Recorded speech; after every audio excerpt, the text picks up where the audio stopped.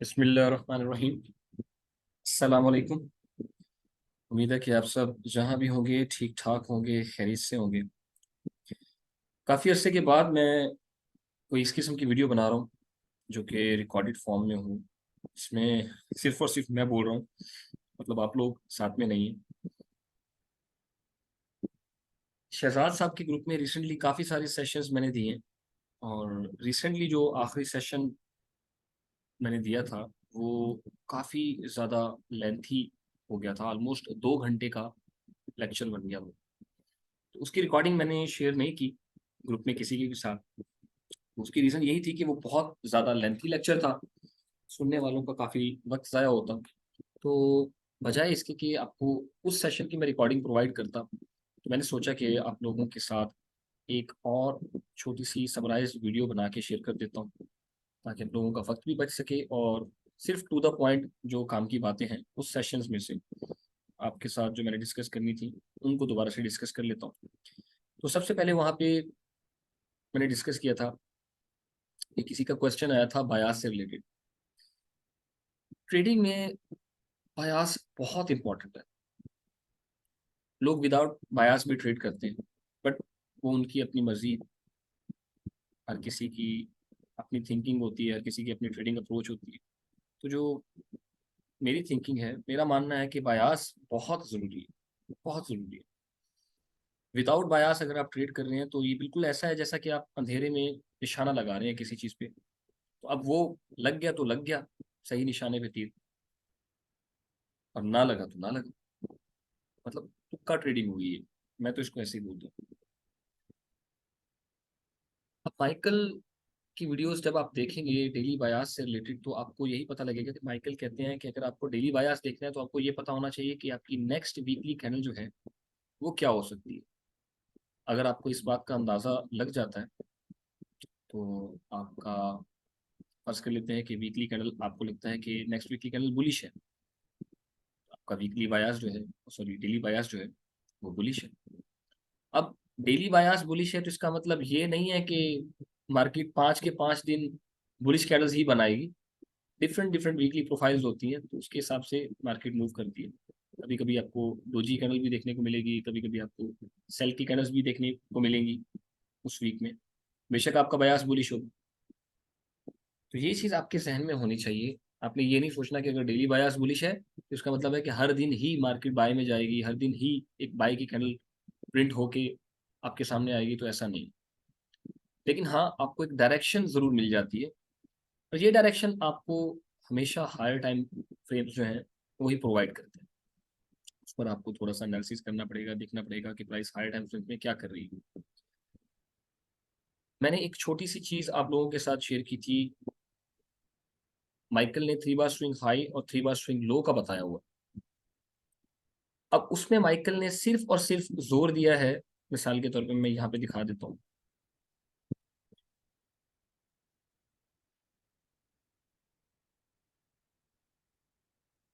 जैसे ये 3 कैंडल्स हैं, यहाँ पे 3 बार स्विंग लो आप देख सकते हैं। जितने भी आईसीटी ट्रेडर्स हैं उनको पता है। 3 कैंडल्स, ये 3 कैंडल्स आप देख सकते हैं। इनमें से जो दरमियान वाली कैंडल है, इसकी विक सबसे लोएस्ट होनी चाहिए।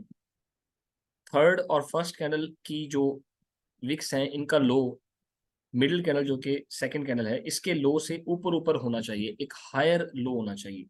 थर्ड कैंडल पे भी हायर लो वाली विक यहाँ पे आपको नज़र आ सकती है और यहाँ पे भी। तो माइकल इसको 3 बार स्विंग लो कहते हैं। वो कहते हैं कि यार ये बन गया तो यूँ समझ लें कि यहाँ पे एक स्विंग पॉइंट बन चुका है। इसको आप स्विंग लो कह सकते हैं और इसके बाद मार्केट के बुलिश होने के चांसेस हैं।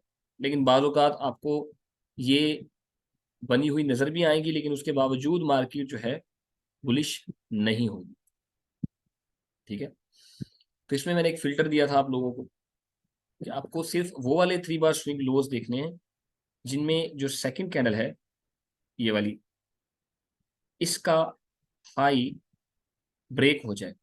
अब वो बॉडी के साथ ब्रेक होता है तो बेहतर है, अच्छी बात है, लेकिन बॉडी के साथ ब्रेक नहीं भी होता, तो भी परेशानी वाली बात नहीं है। विक के साथ भी यहाँ पे इसको ब्रेक कर देगा, तो हमारे लिए ये काम हो गया। हमारे लिए ये एक वैलिड स्विंग पॉइंट है। उसके बाद मार्केट बुलिश हो सकती है, वेरी नेक्स्ट कैंडल जो है वो एक बुलिश कैंडल हो सकती है। तो इस 3 बार स्विंग लो के बाद वेरी नेक्स्ट कैंडल बुलिश है, लेकिन ये एक डेली चार्ट है। आप डेली पे भी देख सकते हैं ये चीज, आप वीकली पे भी देख सकते हैं। जैसे माइकल कहते हैं कि आपको वीकली कैंडल का पता होना चाहिए, तो अगर आपको वीकली टाइम फ्रेम पे इसी तरह का कोई 3 बार स्विंग लो मिल जाए जिसमें मिडिल कैंडल का ब्रेकआउट भी हो, चाहे वो विक के साथ हो या बॉडी के साथ हो, बॉडी के साथ हो तो ज्यादा बेहतर है, विक के साथ भी हो जाए तो भी चलेगा, तो उसके बाद आपको पता है कि आपकी जो नेक्स्ट कैंडल है वो एक बुलिश वीकली कैंडल हो सकती है, तो आपका बायास बुलिश हो जाएगा उस हिसाब से। सेम चीज को आप बाकी टाइम फ्रेम्स पे भी अप्लाई कर सकते हैं और इस तरह आप बायास भी निकाल सकते हैं। चले मैं दिखाने के लिए आपको वीकली टाइम फ्रेम जो है ओपन कर लेता हूँ, आपको थोड़ा सा आइडिया हो जाए। वैसे शहजाद साहब के ग्रुप में जो पुराने सेशंस हैं उनमें आपको ये चीज़ डिटेल के साथ मैंने एक्सप्लेन की हुई है, आप चाहें तो वो सेशंस दोबारा देख के उस चीज़ को अच्छे से समझ सकते हैं, डिफरेंट डिफरेंट केसेस भी उसमें हैं। ठीक है,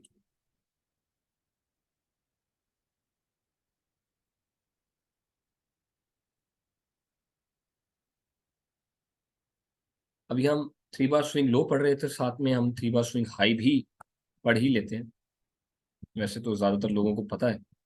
जैसे यहाँ पे आप देख सकते हैं ये 3 कैंडल्स मिड में, आपको ये जो सेकंड कैंडल नजर आ रही है इसकी विक आप देखें तो राइट और लेफ्ट वाली कैंडल की विक्स लोअर है और इसकी थोड़ा ऊपर निकली हुई है, तो ये आपकी जो कैंडल है सेकंड कैंडल है, ये आपका स्विंग पॉइंट है इन 3 कैंडल्स के हिसाब से। 3 बार स्विंग हाई, मिडिल कैंडल सबसे ऊपर है, राइट और लेफ्ट पे लोअर विक्स वाली कैंडल्स हैं, तो ये पहली कैंडल, ये दूसरी कैंडल, ये तीसरी candle, this is your 3 bar swing high as per Michael.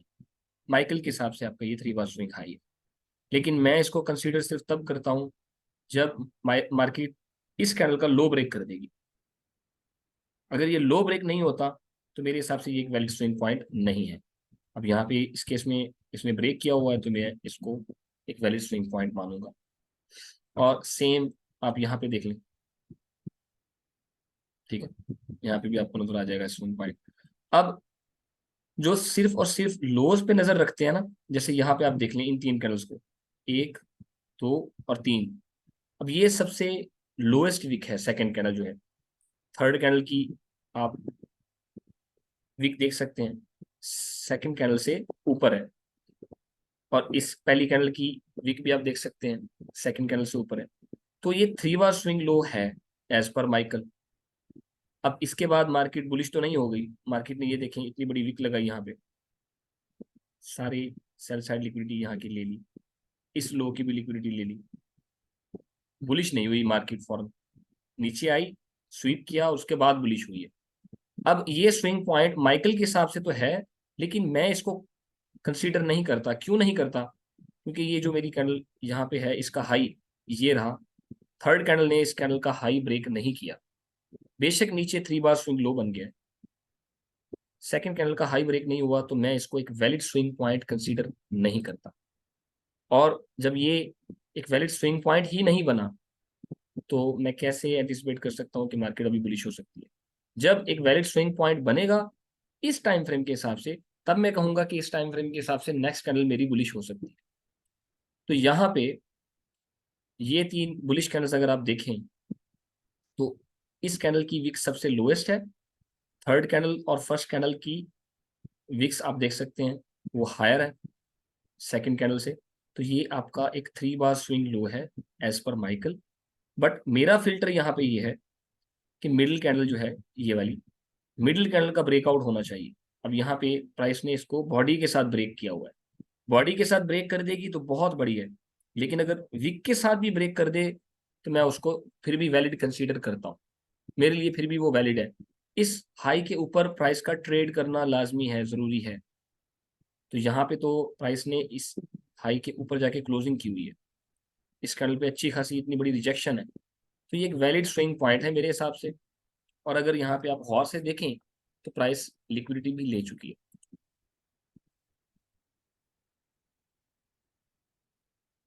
ठीक है, अब लिक्विडिटी ले चुकी है, एक वैलिड स्विंग पॉइंट बना चुकी है, और यहाँ पे आपको रिलेटिव इक्वल हाईज नजर आ रहे हैं।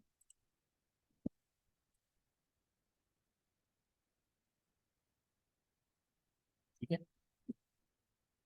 तो सर ड्राइंग टेढ़ी मेरी है तो गुजारा करें। ये रिलेटिव इक्वल हाईज हैं, सेल साइड लिक्विडिटी ले चुकी है, वैलिड स्विंग पॉइंट बना चुकी है। तो अब आप नेक्स्ट वीकली कैंडल क्या एंटीसिपेट करेंगे? मेरे हिसाब से नेक्स्ट कैंडल बुलिश हो सकती है, और ये इक्वल हाइज उसका टारगेट हो सकते हैं। हो सकता है कि प्राइस एक ही कैंडल में इसको जाके हिट कर दे। मैग्नेट ऑफ कर देता हूँ, लेकिन हो सकता है कि प्राइस ऐसा ना करे। इस केस में प्राइस ने एक कैंडल में हिट नहीं किया, दूसरी कैंडल में भी हिट नहीं किया, तीसरी कैंडल में जाके इसको हिट किया, इस लेवल को, इक्वल हाइज को उड़ा दिया तीसरी कैंडल में जाके। तो ये लगातार 3 वीक्स तक आपके पास एक डेली बायास बुलिश था। आप हर वीक जब तक मार्केट इसको जाके हिट नहीं कर देती, आप बुलिश बायास के साथ बैठे होते, क्योंकि आपको हायर टाइम फ्रेम का नैरेटिव पता था कि मार्केट ने क्या किया हुआ है हायर टाइम फ्रेम में। वीकली टाइम फ्रेम में ये लिक्विडिटी स्वीप करने के बाद एक स्विंग पॉइंट दिया हुआ है, और ऊपर आपको बाय साइड की लिक्विडिटी यहाँ पे नजर आ रही है, और इक्वल हाइज सबसे स्ट्रॉन्गेस्ट लिक्विडिटी पूल होता है। इस किस्म की सिचुएशन में तो मार्केट ने इसको आराम से उड़ा देना। अब यहाँ पे फिर से हम माइकल सर का 3 बार स्विंग हाई अप्लाई कर देते हैं। यहाँ पे आप देख सकते हैं प्राइस ने एक 3 बार स्विंग हाई बनाया हुआ है। ये पहली कैंडल है, ये दूसरी कैंडल है, सबसे हाईएस्ट है, और ये तीसरी कैंडल है। तीसरी और पहली कैंडल का आप देख सकते हैं विक लोअर है दूसरी कैंडल से। तो ये एक 3 बार स्विंग हाई है एज पर माइकल। बट क्या ये एक वैलिड स्विंग पॉइंट है? इस लो को थर्ड कैंडल ने ब्रेक नहीं किया, तो मेरे हिसाब से ये एक वैलिड स्विंग पॉइंट नहीं है। तो प्राइस अभी रिट्रेस नहीं कर सकती मेरे हिसाब से, अभी भी प्राइस बुलिश रह सकती है, और मैं अपना बायास बुलिश ही रखूंगा, क्योंकि प्राइस ने अपना लो ब्रेक नहीं किया। तो ये एक वैलिड स्विंग पॉइंट नहीं है, प्राइस इस हाई को भी उड़ा सकती है, और यही हुआ। आपको एक बुलिश कैंडल मिली, आपका बायास बुलिश था स्टील, और मार्केट ने इस हाई को उड़ा दिया। वेरी नेक्स्ट कैंडल फिर मार्केट बुलिश हुई, इस कैंडल के हाई को उड़ा दिया। यहाँ पे आप गौर करें, इस लो को उड़ाने के बाद जब से प्राइस बुलिश हुई है, किसी भी कैंडल का लो नहीं टूटा। जब तक ड्रॉन लिक्विडिटी हिट नहीं हो गया, उसके बाद जाके एक 3 बार स्विंग हाई बना, लेकिन लो फिर भी नहीं टूटा। तो स्टिल हम बुलिश है, मार्केट बुलिश कैंडल्स बनाती हुई ऊपर जा रही है, किसी कैंडल का लो अगली कैंडल नहीं तोड़ रही। यहां पर इस कैंडल ने प्रीवियस कैंडल का लो ब्रेक किया। अब यहाँ पे आप गौर करें तो ये एक 3 बार स्विंग हाई है, वैलिड 3 बार स्विंग हाई, क्योंकि यहाँ पे सेकंड कैंडल जो है इसका लो थर्ड कैंडल ने ब्रेक किया हुआ है, तो ये एक वैलिड स्विंग पॉइंट है। अब मैं एंटीसिपेट कर सकता हूँ कि नेक्स्ट वीक एक बेरिश कैंडल हो सकती है, और यहाँ पे आपको एक बेरिश कैंडल देखने को मिल भी रही है। ठीक है, उसके बाद क्या हुआ, नेक्स्ट कैंडल एक बुलिश कैंडल बनती है, और इस कैंडल का हाई उड़ा देती है, ट्रेड करती है इसके ऊपर। ठीक है, इस हाई से ऊपर क्रॉस कर जाती है, ट्रेड थ्रू कर जाती है। लेकिन अब गौर करें तो नीचे आपको 3 बार स्विंग लो भी नजर आ रहा है, और प्राइस ने यहाँ पे इस हाई को भी उड़ा दिया है। तो ये 3 बार swing low valid swing point है, क्योंकि आपको मेरा जो फिल्टर है वो आप लगाएंगे तो आपको कंफर्म हो जाएगा कि ये एक वैलिड स्विंग पॉइंट है। अगर ये मिडिल कैंडल का ब्रेकआउट ना होता, चाहे विक से हो चाहे बॉडी से हो, बॉडी से हो तो अच्छा है, लेकिन विक से भी हो तब भी हम इसको कंसीडर कर लेंगे। अगर ये हाई के ऊपर ट्रेड करती है थर्ड कैंडल, तब ये एक वैलिड स्विंग पॉइंट है। और इसका लो ब्रेक यहाँ पे इसने नहीं किया, थर्ड कैंडल ने, फर्स्ट कैंडल ने भी लो ब्रेक नहीं किया, तो ये जो सेकंड कैंडल है ये सबसे lowest swing low swing point है आपका। तो ये 3 बार स्विंग लो एक वैलिड स्विंग पॉइंट है। अब नेक्स्ट कैंडल क्या हो सकती है? नेक्स्ट कैंडल एक बुलिश कैंडल हो सकती है, और ये बुलिश कैंडल आपने देखी कि यहाँ पे आपको नजर आ रही है। इस हाई को आप टारगेट कर सकते हैं।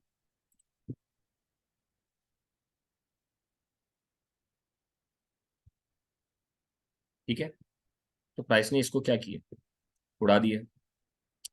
पहली कैंडल में नहीं उड़ाया है, 3 बार स्विंग लो के बाद आप एंटिसिपेट कर रहे थे कि नेक्स्ट कैंडल जो है वो एक बुलिश कैंडल बनेगी और हो सकता है वो इस हाई को उड़ा दे, लेकिन इसने नहीं उड़ाया। लेकिन आपका बायास बुलिश था उस हफ्ते, तो आप इजीली यहाँ पे डेली बायास के अकॉर्डिंग अच्छी ट्रेड्स पकड़ सकते थे। लेकिन ये लेवल हिट नहीं हुआ तो अगले हफ्ते भी आपका बायास बुलिश रहा होगा, आप अगले हफ्ते भी यहाँ पे ट्रेड पकड़ सकते थे। ठीक है, अब जब प्राइस ने इस हाई को उड़ा दिया, उसके बाद ये सेल की कैंडल बनी हुई है और यहाँ पे एक फेयर वैल्यू गैप है। अब यहाँ पे मैं आपको थोड़ा सा एल्गो के बारे में बता देता हूँ कि एल्गो क्या काम करता है। एल्गो का काम है, अगर प्राइस बुलिश ऑर्डर फ्लो के हिसाब से चल रही है तो वो हाईज उड़ाएगा, ठीक है, और फेयर वैल्यू गैप्स को फिल करेगा।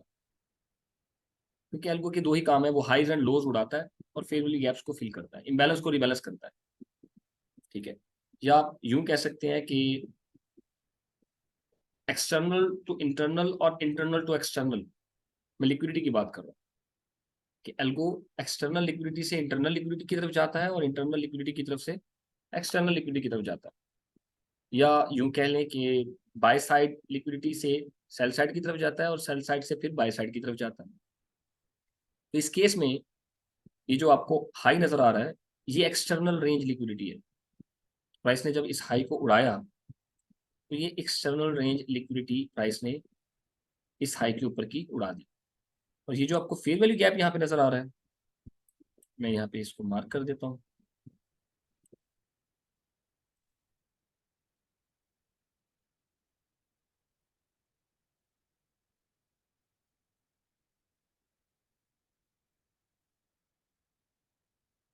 ठीक है, ये फेयर वैल्यू गैप प्राइस यहाँ पे फिल करने आई हुई है। क्योंकि एल्गो का काम क्या है, हाइज एंड लोज उड़ाता है, इम्बैलेंस को रिबैलेंस करता है। तो यहाँ पे इसने क्या किया, एक काम कर दिया, हाई उड़ा दिया, पीछे ये इम्बैलेंस छोड़ के गया था, वापस आया, इसको रिबैलेंस किया पूरे का पूरा, ऑलमोस्ट पूरा फिल किया, और उसके बाद फिर यहाँ से बुलिश कंटिन्यू कर गया। अब यहाँ पे आप फिर एक 3 बार स्विंग लो देख सकते हैं, वेरी नेक्स्ट कैंडल एक बुलिश कैंडल है, ये रिलेटिव इक्वल हाइस इस कैंडल ने उड़ा दिए। उसके बाद अभी ये ड्रॉप कर रही है। तो खैर आप सेम चीज डेली में भी जाके इसी तरह से एल्गो को देख सकते हैं कि एल्गो क्या इसी तरह से चल रहा है या नहीं। क्योंकि प्राइस फ्रैक्टल है, जो चीज आपको बड़े टाइम फ्रेम में होती नजर आएगी सेम चीज आप छोटे टाइम फ्रेम में भी होती देख सकते हैं। यहाँ पे प्राइस ने ये हाई उड़ाया। ठीक है, अब मैं ये पिछली ड्राइंग जो है इसको खत्म कर देता हूँ। अब आप यहाँ पे भी देख सकते हैं इस चीज को, प्राइस ने जब इस हाई को उड़ाया है, ये आपको एक फेयर वैल्यू गैप यहाँ पे नजर आ रहा है।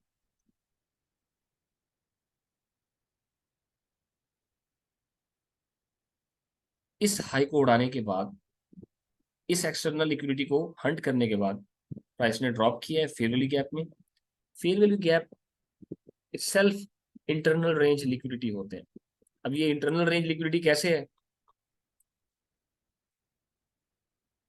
ये जो आपको कैंडल नजर आ रही है, इसका जो लो है, प्राइस ने इसको हंट करना है, ये एक इंटरनल रेंज लिक्विडिटी के तौर पे है। आप इसको इंटरनल रेंज लिक्विडिटी के तौर पे ले सकते हैं। इस कैंडल के लो को प्राइस ने इस लो के नीचे ट्रेड करना ही करना है इस हाई को उड़ाने के बाद, क्योंकि ये एक लौता फिरोली गैप है यहाँ पे। तो प्राइस इसके नीचे ट्रेड करके इस इम्बैलेंस को रिबैलेंस करके बुलिश हो सकती है। वो कितना रिबैलेंस कर सकती है वो हम एक्यूरेटली नहीं बता सकते। हाँ, कुछ चीज़ें होती हैं उनसे आप अंदाज़ा लगा सकते हैं कि प्राइस यहाँ तक आ सकती है और यहाँ से फिर इसको मजीद नीचे नहीं जाना चाहिए, यहाँ से इसको फिर बुलिश हो जाना चाहिए। अब यहाँ पे फिर आप देखें डेली टाइम फ्रेम के अंदर 3 बार स्विंग लो, और ये रहा आपकी मिडिल कैंडल का ब्रेकआउट। तो जब आपको एक valid 3 bar swing low with middle candle breakout मिल जाएगा, तो वेरी नेक्स्ट कैंडल आप एक बुलिश कैंडल एंटिसिपेट कर सकते हैं। तो ये नेक्स्ट डे आप देखें एक बुलिश कैंडल है, उसके बाद भी मार्केट लगातार 3 आपको बुलिश कैंडल्स दे के गई। तो इसी तरह से आप हर टाइम फ्रेम पे प्राइस को देख सकते हैं, ठीक है। और दूसरा, आपको ऑर्डर फ्लो जो है उसका भी आइडिया होना चाहिए कि प्राइस अगर बुलिश ऑर्डर फ्लो में है तो बुलिश ऑर्डर फ्लो कैसे चलता है, ठीक है। और बुलिश ऑर्डर फ्लो में प्राइस क्या कर रही होती है, अप क्लोज कैंडल्स जो हैं वो ब्रेक हो रही होती हैं, डाउन क्लोज कैंडल्स जो हैं उनकी रिस्पेक्ट हो रही होती है, ठीक है। अगर मैं इसको मार्क करूँ, इसकी बॉडी भी मार्क कर सकते हैं, मैं हाई ले रहा हूँ यहाँ पे।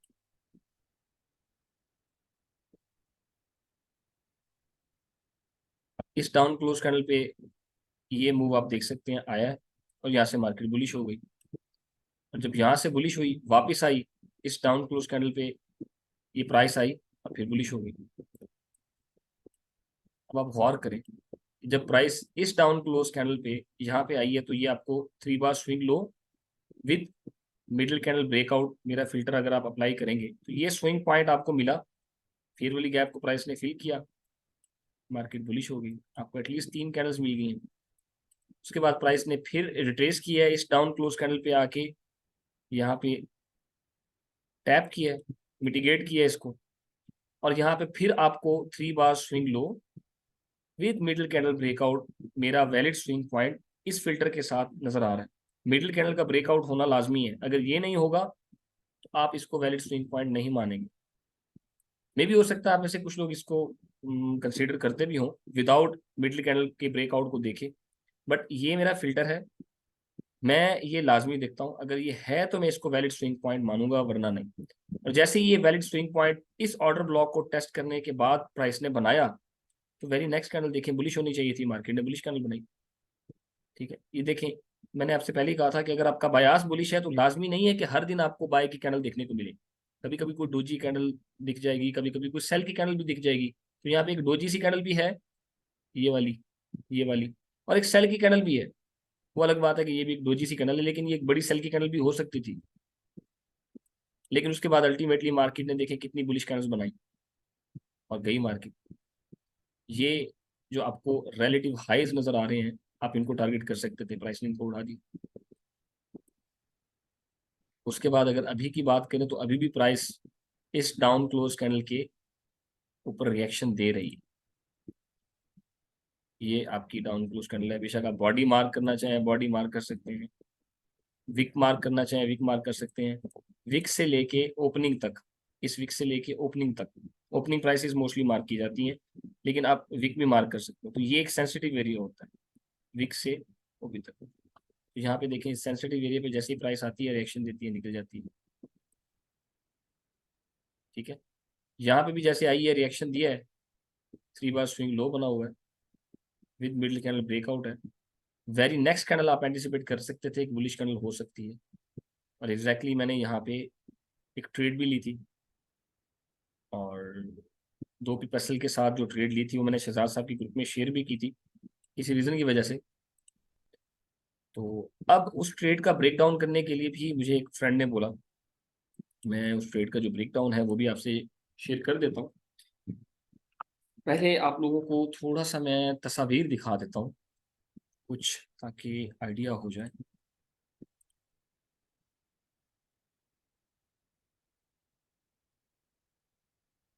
ये GBP USD M1 का चार्ट है। यहाँ पे फिलहाल आपको जितना प्राइस सेक्शन नजर आ रहा है, वीडियो पॉज करके यहाँ पे गौर से इस प्राइस सेक्शन को समझने की कोशिश करें कि यहाँ पे प्राइस ने क्या किया हो। लेकिन मुझे उम्मीद है कि कोई भी वीडियो पॉज करके शायद इसको ना देखे, तो एक्सप्लेन कर देता हूँ। यहाँ पे एक A+ सेटअप है, प्राइस ने इस लो को हंट किया है, उसके बाद स्ट्रक्चर शिफ्ट किया है, और उसके बाद रिट्रेस किया है, यहाँ पे एक एंट्री दी है, उसके बाद अगेन डिस्प्लेसमेंट के साथ मार्केट बुलिश हो गई, फिर रिट्रेस किया है, फिर वाली गैप में आई है, फिर बुलिश हो गई। अब यहाँ पे ये आपको एक लो नजर आ रहा है, रिट्रेस करके प्राइस वापस आई है, ऑलमोस्ट इस लो के बराबर ही उसने एक और लो बना दिया है, स्विंग पॉइंट बना दिया है। तो ये इक्वल लोज यहाँ पे प्राइस ने क्रिएट कर दिए। उसके बाद यहाँ से फिर बुलिश हुई, फिर ड्रॉप दिया।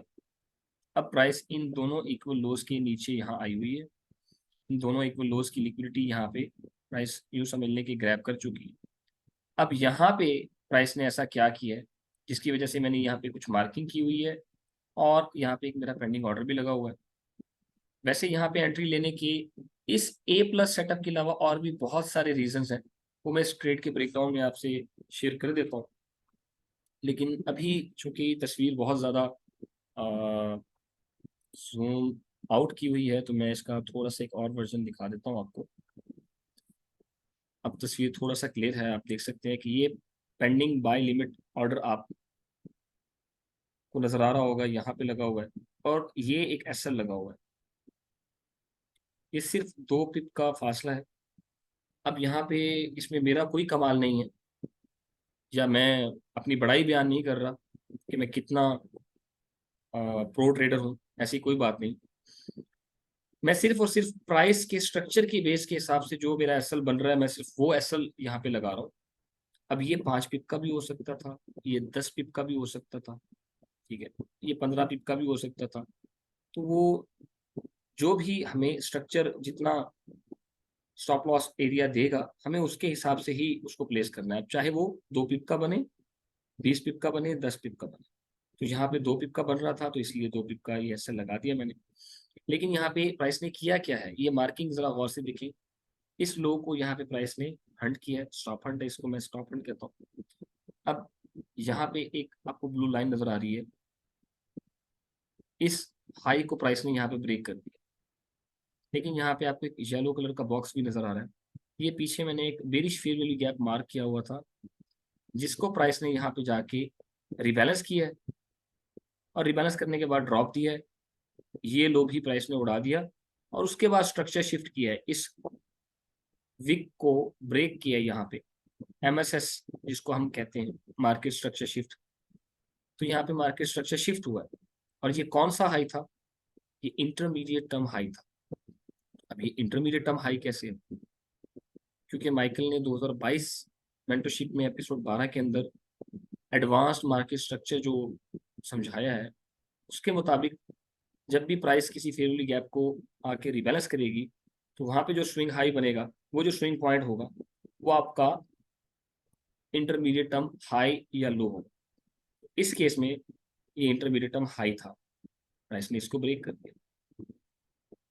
उसके बाद मैंने यहाँ पे ये पेंडिंग ऑर्डर डाला और यहाँ पे एसएल लगाया। यहाँ पे ये पेंडिंग ऑर्डर बाय लिमिट देख सकते हैं, ये इसका ऑर्डर है 1.2718 5, एसएल 1.2716 5, मतलब 18 और 16 2 पिप का फासला है, सॉरी। उसके बाद प्राइस ने यहाँ पे कैसा रिएक्शन दिया है आप खुद यहाँ पे देख लीजिए। प्राइस ने सीधा ड्रॉप किया है एग्जैक्टली इस फेयर वैल्यू गैप के अंदर, और अगर मैं जूम करके दिखाऊं तो ये जो डाउन क्लोज कैंडल आपको सेल की नजर आ रही है, last down close candle sell की बेरिश कैंडल, इसकी ओपनिंग प्राइस अगर मार्क करके एक्सटेंड करूं यहाँ पे exactly to the pip market ने इसको टेस्ट किया। ये 1 मिनट की कैंडल है, ये डाउन क्लोज कैंडल 1 मिनट की एक कैंडल है और एग्जैक्टली प्राइस इसको आके मिटिगेट कर रही है यहाँ पे इसको टैग किया उसने और उसके बाद यहाँ से बुलिश होगी। अब अगर मेरा ऑर्डर यहाँ पे होता इस कैंडल की ओपनिंग प्राइस के ऊपर एग्जैक्टली टू द पिप तो शायद प्राइस मेरा ऑर्डर ना उठाती। इवन आप यहाँ पे ऑर्डर लगा के जो कि 1.2718 बन रहा है और इसके नीचे आप यहाँ पे एसएल रख सकते हैं 1.2717 जो कि 1 पिप का एसएल बन रहा है और प्राइस की हिम्मत नहीं है कि वो इधर जाके इस लो को उड़ाए। जस्ट प्राइस ने यहाँ पे टैप किया और निकल गई। लेकिन ये तो फिर बहुत ज़्यादा एक्सट्रीम लेवल की आप कह सकते हैं कि बात हो जाएगी, इतना तो कोई भी नहीं लगाता कि 1 पिप का एसएल लगा दें। खैर इसके बाद प्राइस ने जो रिएक्शन दिया है आप देख लें, इस हाई को प्राइस ने यहाँ पे ब्रेक कर दिया। अब यहाँ पे मैं एक चीज और क्लियर करता जाऊं कि एमएसएस मार्केट स्ट्रक्चर शिफ्ट यानी कि देखने के लिए ये जरूरी नहीं है कि प्राइस इस हाई के ऊपर आके बॉडी क्लोज करे। अगर प्राइस इस हाई के ऊपर ऐसे विक भी लगा देती है और आपका नैरेटिव आपको पता है कि क्या है, आपको पता है कि यहाँ से मार्केट ने बुलिश होना है मेरे नैरेटिव के हिसाब से, तो अब प्राइस ने इस हाई को, इस शॉर्ट टर्म हाई को यहाँ पे ऐसे ब्रेक किया है, ठीक है, चाहे ये शॉर्ट टर्म हाई हो या इंटरमीडिएट टर्म हाई हो।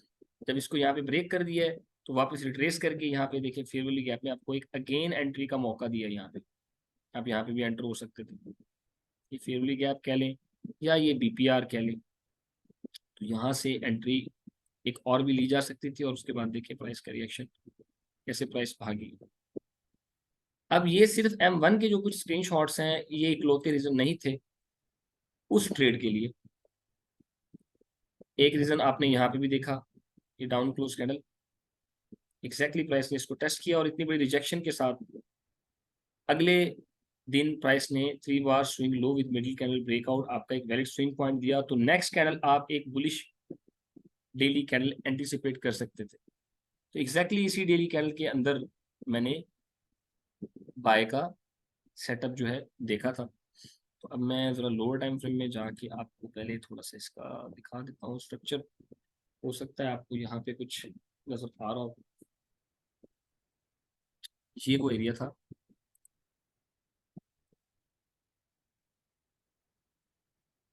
अगर मैं आपको डेली में जाके दिखाऊं ताकि आपको एग्जैक्टली पता लग जाए कि यार कैंडल कौन सी थी। ये देख रहे हैं इस कैंडल की वीक पे जब मैं कर्सर ला रहा हूँ तो यहाँ पे आपको डॉट्स नजर आ रहे हैं ब्लू, तो इसका मतलब है इस कैंडल की ओपनिंग प्राइस से नीचे नीचे ये जो वीक वाला एरिया है, यहाँ पे मैंने वो बॉक्स ड्रॉ किया हुआ है, इसलिए यहाँ पे ये ब्लू बॉक्स आ रहा है। अभी हम जाके देखते हैं इसको डेली के बाद 1 आवर टाइम फ्रेम में। अब डेली के बाद 1 आवर टाइम फ्रेम में हम क्यों जा रहे हैं, उसके क्या रीजन है। तो मार्केट स्ट्रक्चर को अब जब भी देख रहे होंगे, सॉरी ये लाइन हिल गई, अच्छा, तो आपने स्ट्रक्चर को जब भी देखना है तो 3 टाइम फ्रेम्स के हिसाब से देखना होता है। एक आपका लॉन्गर टर्म पर्सपेक्टिव होता है, एक आपका इंटरमीडिएट टर्म पर्सपेक्टिव होता है, और उसके बाद आपका एक शॉर्ट टर्म पर्सपेक्टिव होता है। तो डेली का चार्ट अगर आप as a long term perspective के तौर पे रखते हैं अपने लिए, उसके बाद आपको इंटरमीडिएट टर्म पर्सपेक्टिव के लिए H1 का चार्ट रखना पड़ता है, ठीक है।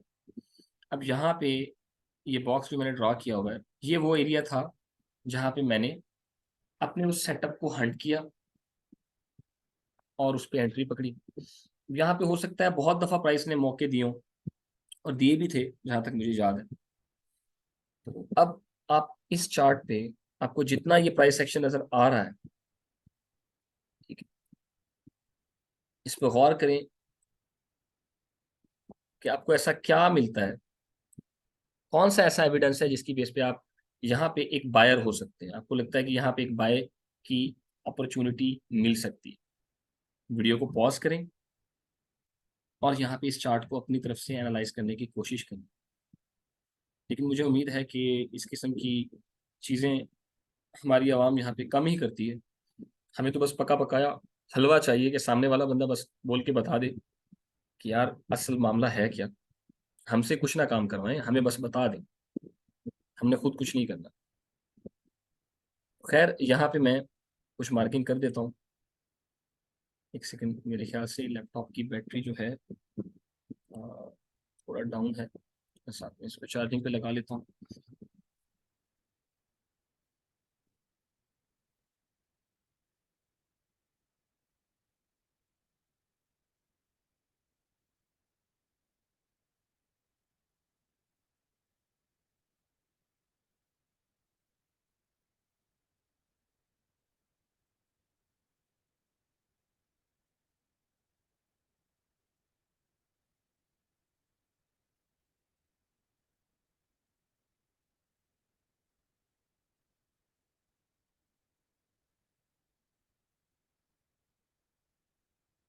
अब यहाँ पे आपको ऐसे क्या रीजंस नजर आ रहे हैं।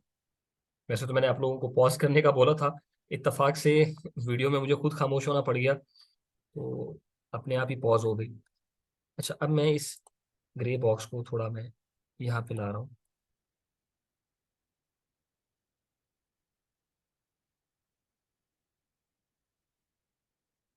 ये एक फेयर वैल्यू गैप है। हो सकता है कि आप में से काफी लोगों ने ये देख लिया हो, पॉइंट आउट कर लिया हो, और इसकी बेस पे ये फैसला किया हो कि यहाँ पे एक बाय की अपॉर्चुनिटी इस वजह से हो सकती है। लेकिन इसके अलावा भी यहाँ पे बहुत सी चीजें हैं। यहाँ पे एक बीपीआर है, या आप सिर्फ एक आईएफवीजी भी ले सकते हैं। मैं इस आईएफवीजी को ले लेता हूँ। अगर आपने ये स्पॉट किया था तो आपने बिल्कुल सही स्पॉट किया। लेकिन अगर आप नहीं देख पाए तो अब आपको आइडिया है कि यहाँ पे मैंने क्या देखा होगा। अब इसके अलावा भी और बहुत से कॉन्फ्लुएंस हैं। मार्केट स्ट्रक्चर के हिसाब से आप यहाँ पे अगर गौर करें तो आपको क्या नजर आता है? जितना प्राइस एक्शन आपको ये नजर आ रहा है यहां तक, ठीक है, इसके आगे का तो छोड़ देना, कि यहाँ पे ऐसा क्या है मार्केट स्ट्रक्चर के हिसाब से कि यहाँ पे आप एक बाय का सेटअप देख रहे हैं। मैं वीडियो को मजीद लंबा किए बगैर यहाँ पे एडवांस मार्केट स्ट्रक्चर से रिलेटेड जो भी चीज़ें हैं मैं उनको शेयर कर देता हूँ। ये नीचे सेल साइड की लिक्विडिटी है, इस लाइन को मैं हटा रहा हूँ। ये प्राइस ने एक लॉन्ग टर्म लो यहाँ पे लगाया हुआ है। मैं टेक्स्ट के साथ साथ यहाँ पे चीज़ें लिख देता हूँ आसानी के लिए।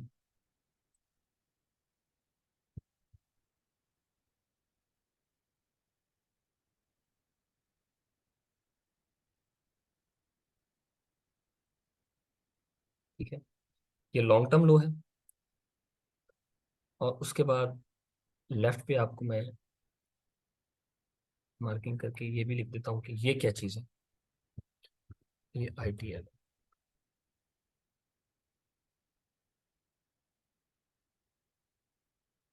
और ये भी एक आईटीएल है। अब अगर किसी के जहन में ये सवाल आ रहा है कि ये लॉन्ग टर्म लो कैसे है, तो वो स्विंग पॉइंट जिसके राइट पे एक स्विंग पॉइंट आपको नजर आ रहा हो और वो एक हायर स्विंग पॉइंट हो, और उसके लेफ्ट पे भी एक आपको हायर स्विंग पॉइंट नजर आ रहा है, ये स्विंग लो और ये स्विंग लो इस स्विंग लो से हायर है। ठीक है, अब ये जो स्विंग लो है आपका, ये लॉन्ग टर्म लो है। क्यों? क्योंकि यहाँ पे ये इंटरमीडिएट टर्म लो है, ये भी एक इंटरमीडिएट टर्म लो है। अब ये इंटरमीडिएट टर्म लो कैसे है? अब चूंकि ये पहली दफा आप सुन रहे होंगे नाम, मैं यहाँ पे साथ में थोड़ी सी और चीजें एक्सप्लेन कर देता हूँ। ये एक शॉर्ट टर्म लो है,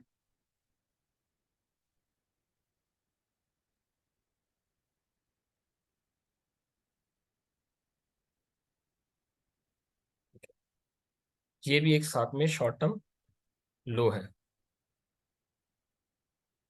और इसके साथ ये आपको एक और शॉर्ट टर्म लो नजर आ रहा है।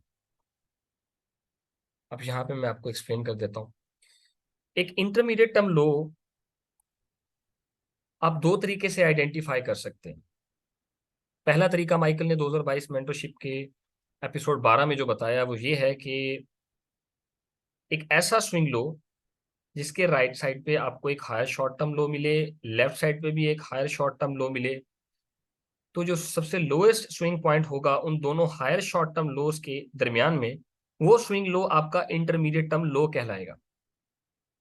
अब यहाँ पे कुछ लोग ये सवाल करेंगे कि मैंने इस स्विंग लो को as a short term low mark किया हुआ है, इन स्विंग लोस का क्या? ठीक है, यहाँ पे भी तो शॉर्ट टर्म लो किसी स्विंग पॉइंट को मार्क किया जा सकता था ना, ये भी तो शॉर्ट टर्म लोस हैं, तो यहाँ पे इनको क्यों नहीं मार्क किया हुआ, इसको क्यों मार्क किया? तो इंटरमीडिएट टर्म लो के लेफ्ट साइड पे जब आप देखेंगे तो जो आपको सबसे लोएस्ट स्विंग पॉइंट मिलेगा ना, आपने उसको as a short term low mark करना है। अब ये सबसे लोएस्ट नहीं है, ये उससे लोएस्ट है। और यहाँ पे सिर्फ हमें एक ही स्विंग पॉइंट नजर आ रहा है, तो अब यहाँ पे कंफ्यूज होने की जरूरत नहीं है। मैं इसको अब शॉर्ट टर्म लो मार्क कर रहा हूँ। अब आप यहाँ पे कहेंगे कि यार पीछे फेवरली गैप है, ये तो इंटरमीडिएट टर्म लो है। बिल्कुल आप इसको इस हिसाब से कह सकते हैं, बट मेरे हिसाब से ये मेरा इंटरमीडिएट टर्म लो है।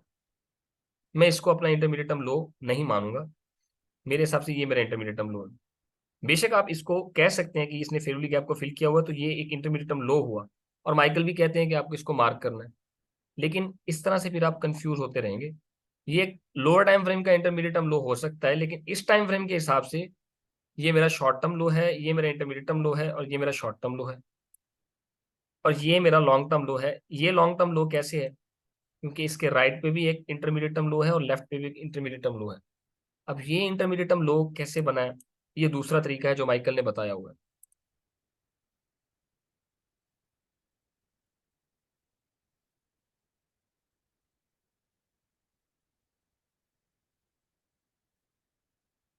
ये मैंने एक और फेयर वैल्यू गैप मार्क कर दिया है।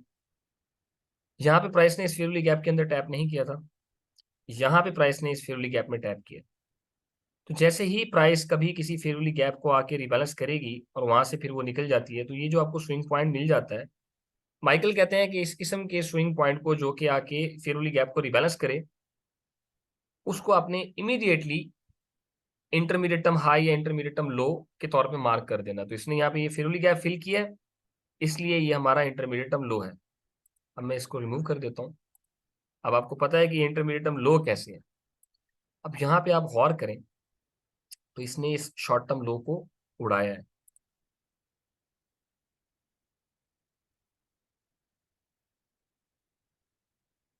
ठीक है,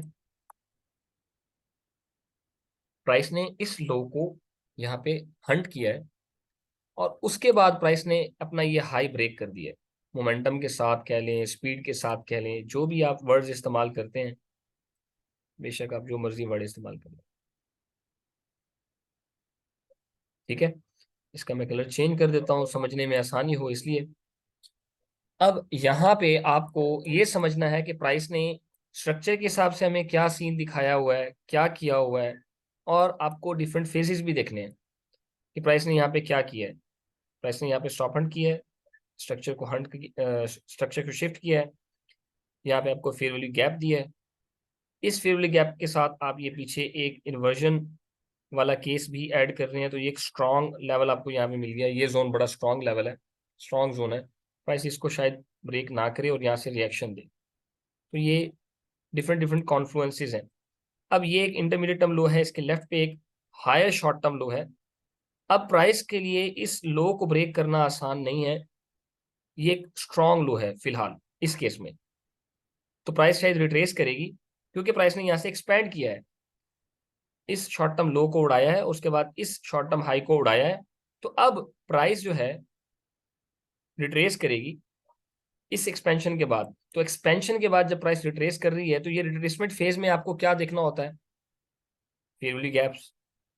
माइकल की जो पहली वीडियो है एलिमेंट्स टू ट्रेड सेटअप, उसके हिसाब से आप ये याद करने की कोशिश करें कि जब प्राइस रिट्रेसमेंट वाले फेज में होगी, तब आपको क्या चीज ढूंढनी है?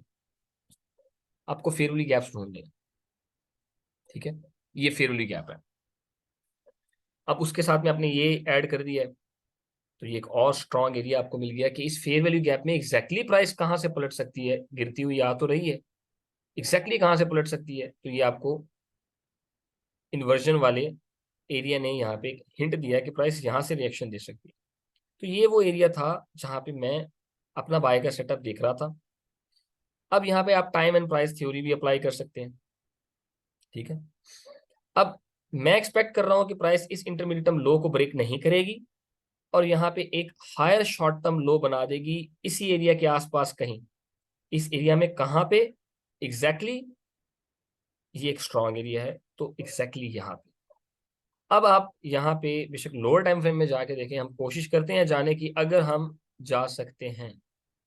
वैसे मैंने आपको यहाँ पे स्टोरी जो 1 मिनट के चार्ट पे आपको नजर आ रही थी, वो मैंने स्क्रीनशॉट्स जो शेयर किए हैं जहाँ पे पेंडिंग ऑर्डर लगा हुआ था, उसमें आप देख सकते हैं। चले जी, ये मज़े की बात है, अभी ये डाटा गया नहीं था तो नज़र आ गया है, ये अच्छी बात है, नज़र आ गया तो। ओहो, चले, हिल गया मुझसे थोड़ा सा, तो कोई बात नहीं।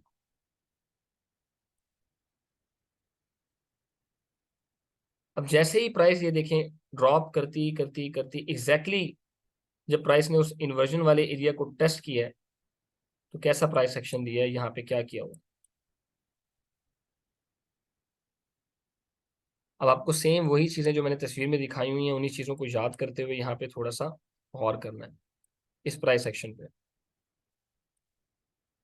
ये प्राइस का एक स्विंग लो था, प्राइस ने यहाँ पे इसको ब्रेक किया है और यहाँ पे इस हाई को प्राइस ने ब्रेक किया है, एमएसएस कर दिया है।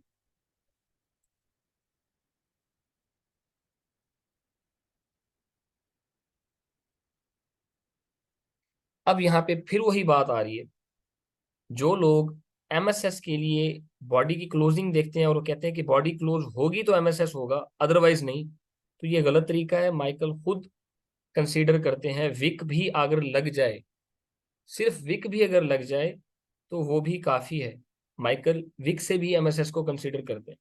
तो ये बॉडी क्लोजिंग वाला खाता यहाँ पे आपने कंसीडर नहीं करना। अब फिल्टर के तौर पे रखना चाहते हैं वो आपकी अपनी मर्जी है, बेशक रख लें, कोई इशू नहीं, लेकिन माइकल ऐसे यूज नहीं करते। अब यहाँ पे आप अगर सेम चीज जो मैंने आपको उस तस्वीर में दिखाई है अप्लाई करना चाहें तो आप वो भी अप्लाई कर सकते हैं। ये स्टॉप हंड है। इस स्टॉप हंड के बाद मार्केट ने ये स्ट्रक्चर शिफ्ट किया है और ये पीछे आपको एक फेयर वैल्यू गैप नजर आ रहा है। प्राइस ने क्या किया है, इस फेयर वैल्यू गैप के अंदर टैप किया है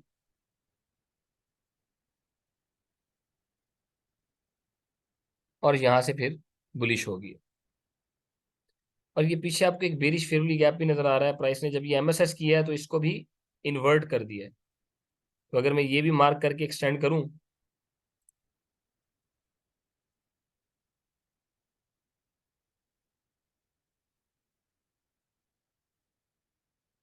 अब आप गौर करें कि प्राइस एग्जैक्टली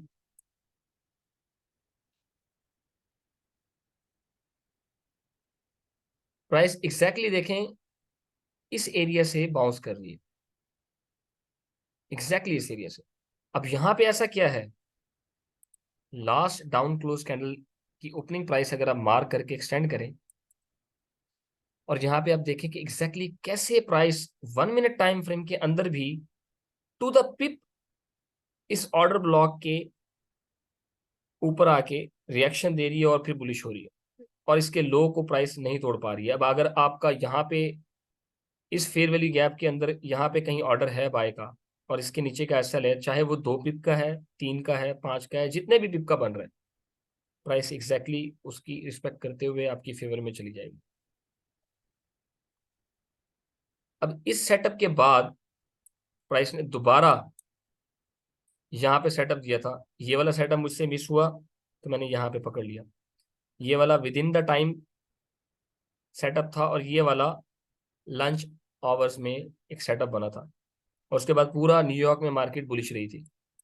अब यहाँ पे जो ए प्लस सेटअप मैंने आपको तस्वीर के शक्ल में पहले दिखाया है उसको कंसीडर कर लेते हैं। सेम चीज आपने बार बार देखनी है, आपको हर जगह दिखेगी। ये आपका स्टॉप हंड था और ये आपका स्ट्रक्चर शिफ्ट है, अगर आप इस हिसाब से देख रहे हैं तो। वैसे वो आपको M1 में नीचे जो सेटअप बना वो मैं पहले दिखा चुका हूँ, वो M1 का था। ये आप शायद आप M5 का कह सकते हैं। ये इस लो को मार्केट ने यहाँ पे स्टॉप हंट किया है, या M5 का सेटअप यूँ समझ लें। फिर उसके बाद ये स्ट्रक्चर शिफ्ट किया है डिस्प्लेसमेंट के साथ, पीछे फेयर वाली गैप छोड़ के गई है, कहीं आप देख सकते हैं कहीं ना कहीं पे आपको मिल जाएगा M5 में। अब यहाँ पे ये इक्वल लोज क्रिएट हो गए हैं। अब ये मार्केट ने लिक्विडिटी जनरेट की है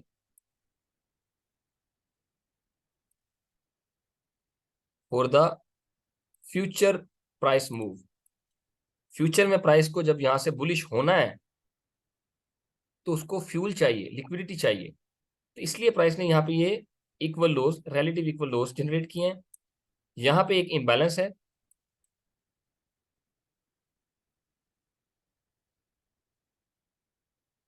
सॉरी, ये आपको इम्बैलेंस नजर आ रहा है और ये एक स्विंग लो लगा था जिसने ऑर्डर ब्लॉक को टेस्ट किया था, फेयर वैल्यू गैप को ऑलमोस्ट फिल कर दिया था। अब मैं इसको इंटरमीडिएट टर्म लो के तौर पे यहाँ पे मार्क कर लूँ क्योंकि इसने इस इम्बैलेंस को रिबैलेंस किया है, तो ये रिबैलेंस्ड इंटरमीडिएट टर्म लो है, तो प्राइस को इसको ब्रेक नहीं करना चाहिए। और ये मेरा लॉन्ग टर्म लो है, इसको तो शायद स्वीप कर दे लेकिन इसको तो बिल्कुल ही ब्रेक नहीं करना चाहिए। तो अगर मैं यहाँ पे एक लाइन लगा देता हूँ, हॉरिजॉन्टल रे यूज कर लेते हैं हम, ठीक है। मैं इसका कलर चेंज कर रहा हूँ ताकि पहचान में आ सके।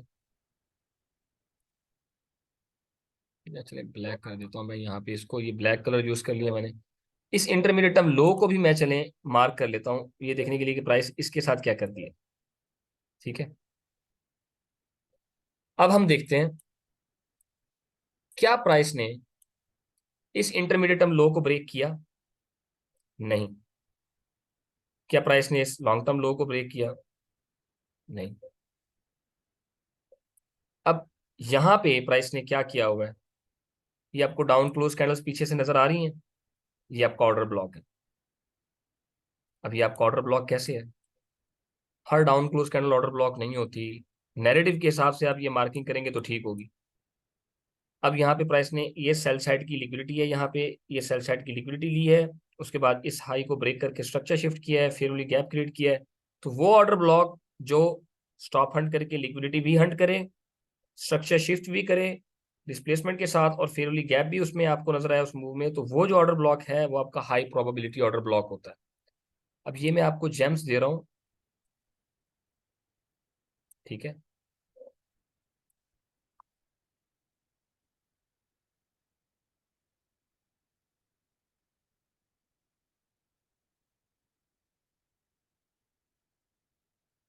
ये कलर स्कीम बड़ी अजीब सी है।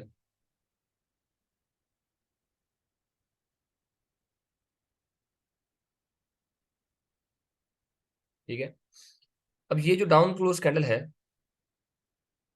इसको मैंने पूरा मार्क करके एक्सटेंड कर दिया है, और ये जो लो है ये आपका इंटरमीडिएट टर्म लो है, तो प्राइस इस लो को ब्रेक नहीं कर सकती, और ये एक डाउन क्लोज कैंडल है, ये एक ऑर्डर ब्लॉक है, प्राइस को इसकी रिस्पेक्ट करनी चाहिए, यहां से बुलिश होना चाहिए। तो यहाँ पे प्राइस ने क्या किया हुआ है, अब ये वो जगह है जो मैंने आपको स्क्रीनशॉट में दिखाई है।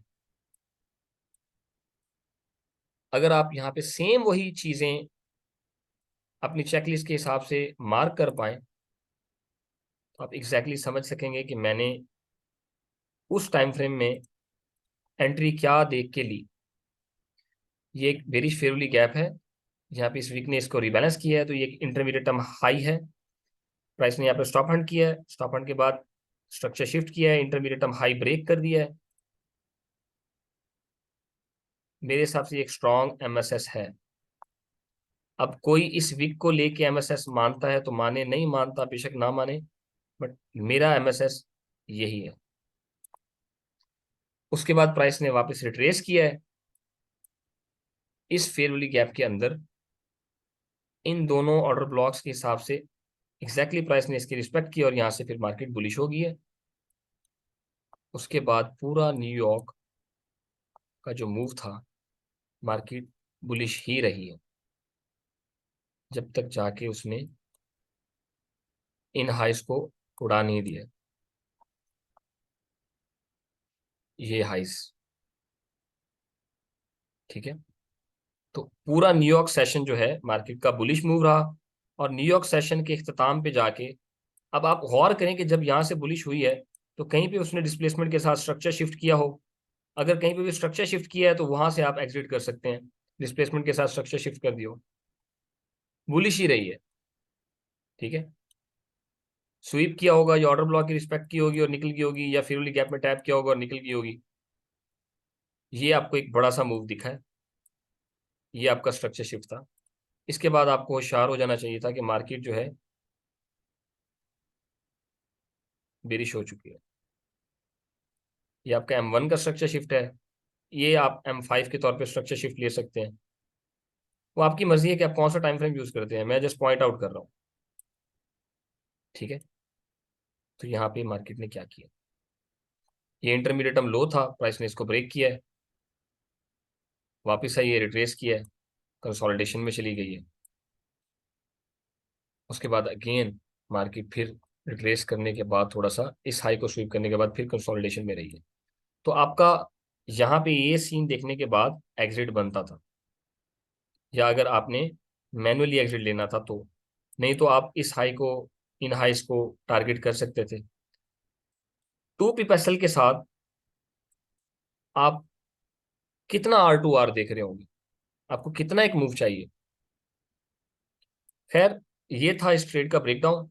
अब शायद कुछ लोगों को यहाँ पे ये लग रहा हो कि यार ये चेरी पिक्ड हो सकता है, यहाँ पे इन्होंने intermediate term highs, intermediate term lows, long term highs, long term lows mark करके दिखा तो दिए, शायद एक आध केस में ये चीज़ ऐसे वर्क कर रही होगी, लेकिन ये चीज़ें ऐसे क्या सच में वर्क भी करती हैं या नहीं, ये हर जगह ये चीज़ें देखते भी हैं कि नहीं, यूज़ करते भी हैं कि नहीं। तो शायद हो सकता है कि कुछ लोगों को लगे कि ये चेरी पिक्ड है, ये सिर्फ इस केस में यहाँ पे वर्क कर रही हैं, इसके अलावा और कहीं पे वर्क नहीं कर रही।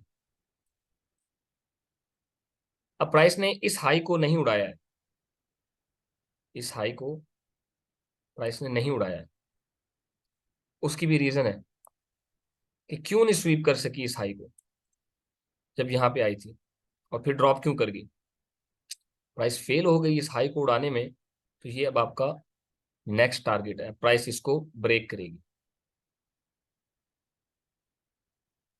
अच्छा, अब सेम किस्म की मार्किंग हम गोल्ड पे भी देख लेते हैं,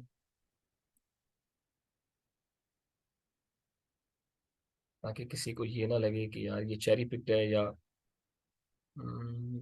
इसका भी बाय का मूव ऐसा ही कुछ बना था, मुझे याद है अच्छे से। अब मुझे जो मार्किंग मैंने की होती है वो मुझे याद होती है। यहाँ पे एक सीन है, ये मैंने वीकली चार्ट की फोरकास्टिंग की थी। चलिए मैं वीकली भी दिखाई देता हूँ इसका, तो उसके हिसाब से ये अपना स्ट्रक्चर मैं देख रहा था, क्योंकि मेरी जो आदत है, मैं ये स्ट्रक्चर अक्सर देखता रहता हूँ, हार्ड टाइम फ्रेम्स को देखता हूँ, उनके पॉइंट ऑफ इंटरेस्ट मार्क करता हूँ, और उन पे ये एडवांस मार्केट स्ट्रक्चर जो है मैं देखता हूँ, इसको कैसे यूज़ करना है, एडवांस मार्केट स्ट्रक्चर की क्या स्ट्रेटजीज हैं, वो मैं इस सेक्शन में, इस क्लास के अंदर या इस रिकॉर्डेड वीडियो के अंदर डिस्कस नहीं कर सकता। फिलहाल जितना आप लोगों से मैं शेयर कर रहा हूँ, इससे काम चलाएं, इतना ही बहुत है आप लोगों के लिए। ये भी यूं समझ लें कि मैं अपने पेड कंटेंट में से, आप कह सकते हैं कि ऑलमोस्ट 70 to 80% आपसे शेयर कर रहा हूँ कि मैं क्या चीज़ें देखता हूँ। अब यहाँ पे एक फेयर वैल्यू गैप मैंने मार्क किया हुआ है, अब एग्जैक्टली प्राइस इस फेयर वैल्यू गैप में कहाँ से बुलिश हो सकती है, हमें क्या पता। उसको देखने का एक तरीका यही है कि आपको पीछे से कोई पीडी एरे मार्क कर लेना है, जैसे कि ये इस केस में है।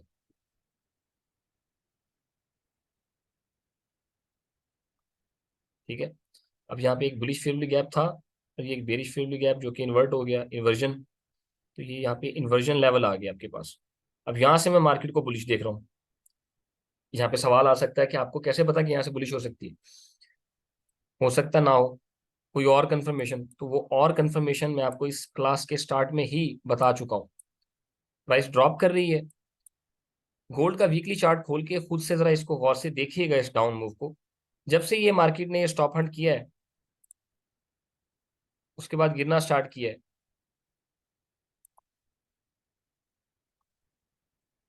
तो हर कैंडल का हाई, इस कैंडल का हाई अगली कैंडल ने नहीं तोड़ा, इस कैंडल का हाई इससे अगली ने नहीं तोड़ा, किसी भी कैंडल का हाई उससे अगली कैंडल ने नहीं तोड़ा, अनटिल दिस,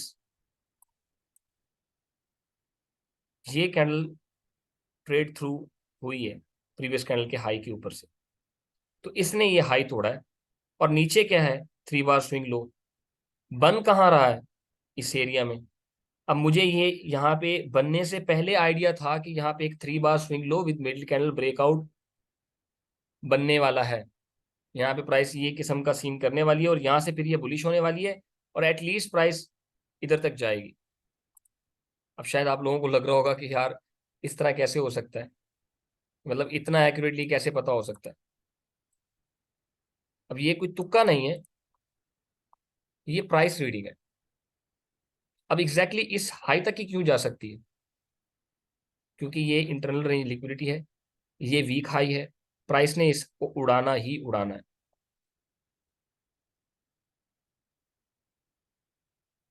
ठीक है, अब यहाँ पे जब प्राइस आई थी, तो मुझे कैसे कंफर्म हुआ, ये अब हम लोअर टाइम फ्रेम में जाके देखते हैं। ठीक है, मैं आपको जल्दी से मार्किंग दिखा देता हूँ कुछ करके, ताकि ये वीडियो में जल्दी से जल्दी बंद कर दूँ, काफ़ी लेंथी हो चुकी है बहुत ज़्यादा। वो लेक्चर भी लेंथी होने की वजह से मैंने आप लोगों से शेयर नहीं किया।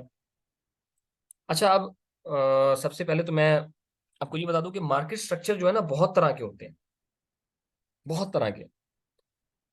इवन माइकल की एक वीडियो आप उठा के देखें जो कि उन्होंने रॉक्स एफएक्स वाले का जो है मुंह बंद करने के लिए बनाई थी। उसमें उन्होंने बताया कि आप विक्स को हटा दें, चार्ट से विक्स को हटा दें, सिर्फ कैंडल्स को देखें, वो इंस्टीट्यूशनल मार्केट स्ट्रक्चर है। अब खैर मैं उस पर तो बात नहीं करना चाह रहा। अब उसके अलावा फिर माइकल ने ये एक एडवांस मार्केट स्ट्रक्चर भी बताया हुआ है, जो कि मैंने आपको पहले जीबीपी की अपनी ट्रेड आइडिया को जो ब्रेकआउट सर करूँ ब्रेक डाउन किया है मैंने, तो उस पर भी अप्लाई करके दिखाया है। अभी आपको मैं अपनी जो वीकली एनालिसिस है इस पे भी आपको अप्लाई करके दिखा देता हूँ कि मैं कैसे देखता हूँ, इसकी मार्किंग कैसे की जाती है।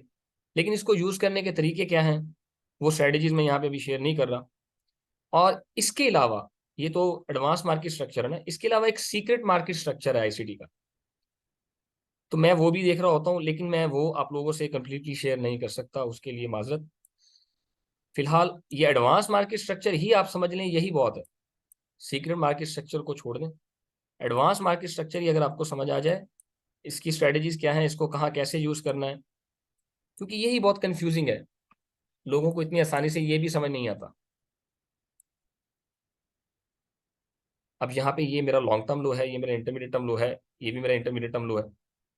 ठीक है, मैं इस पर लिख देता हूँ आसानी के लिए, आप लोग अगर स्क्रीनशॉट लेना चाहें तो वीडियो को पॉज करके जीबीपी भी मैंने जैसे मार्किंग की थी वो भी आप देख सकते हैं, उसका स्क्रीनशॉट ले सकते हैं, समझ सकते हैं कि कैसे मार्किंग की है। और इस पे भी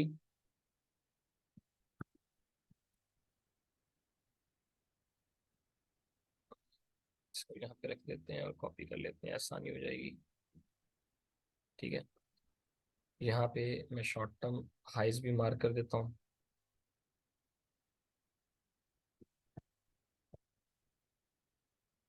और शॉर्ट टर्म लो आ गया, हाई में बताओ।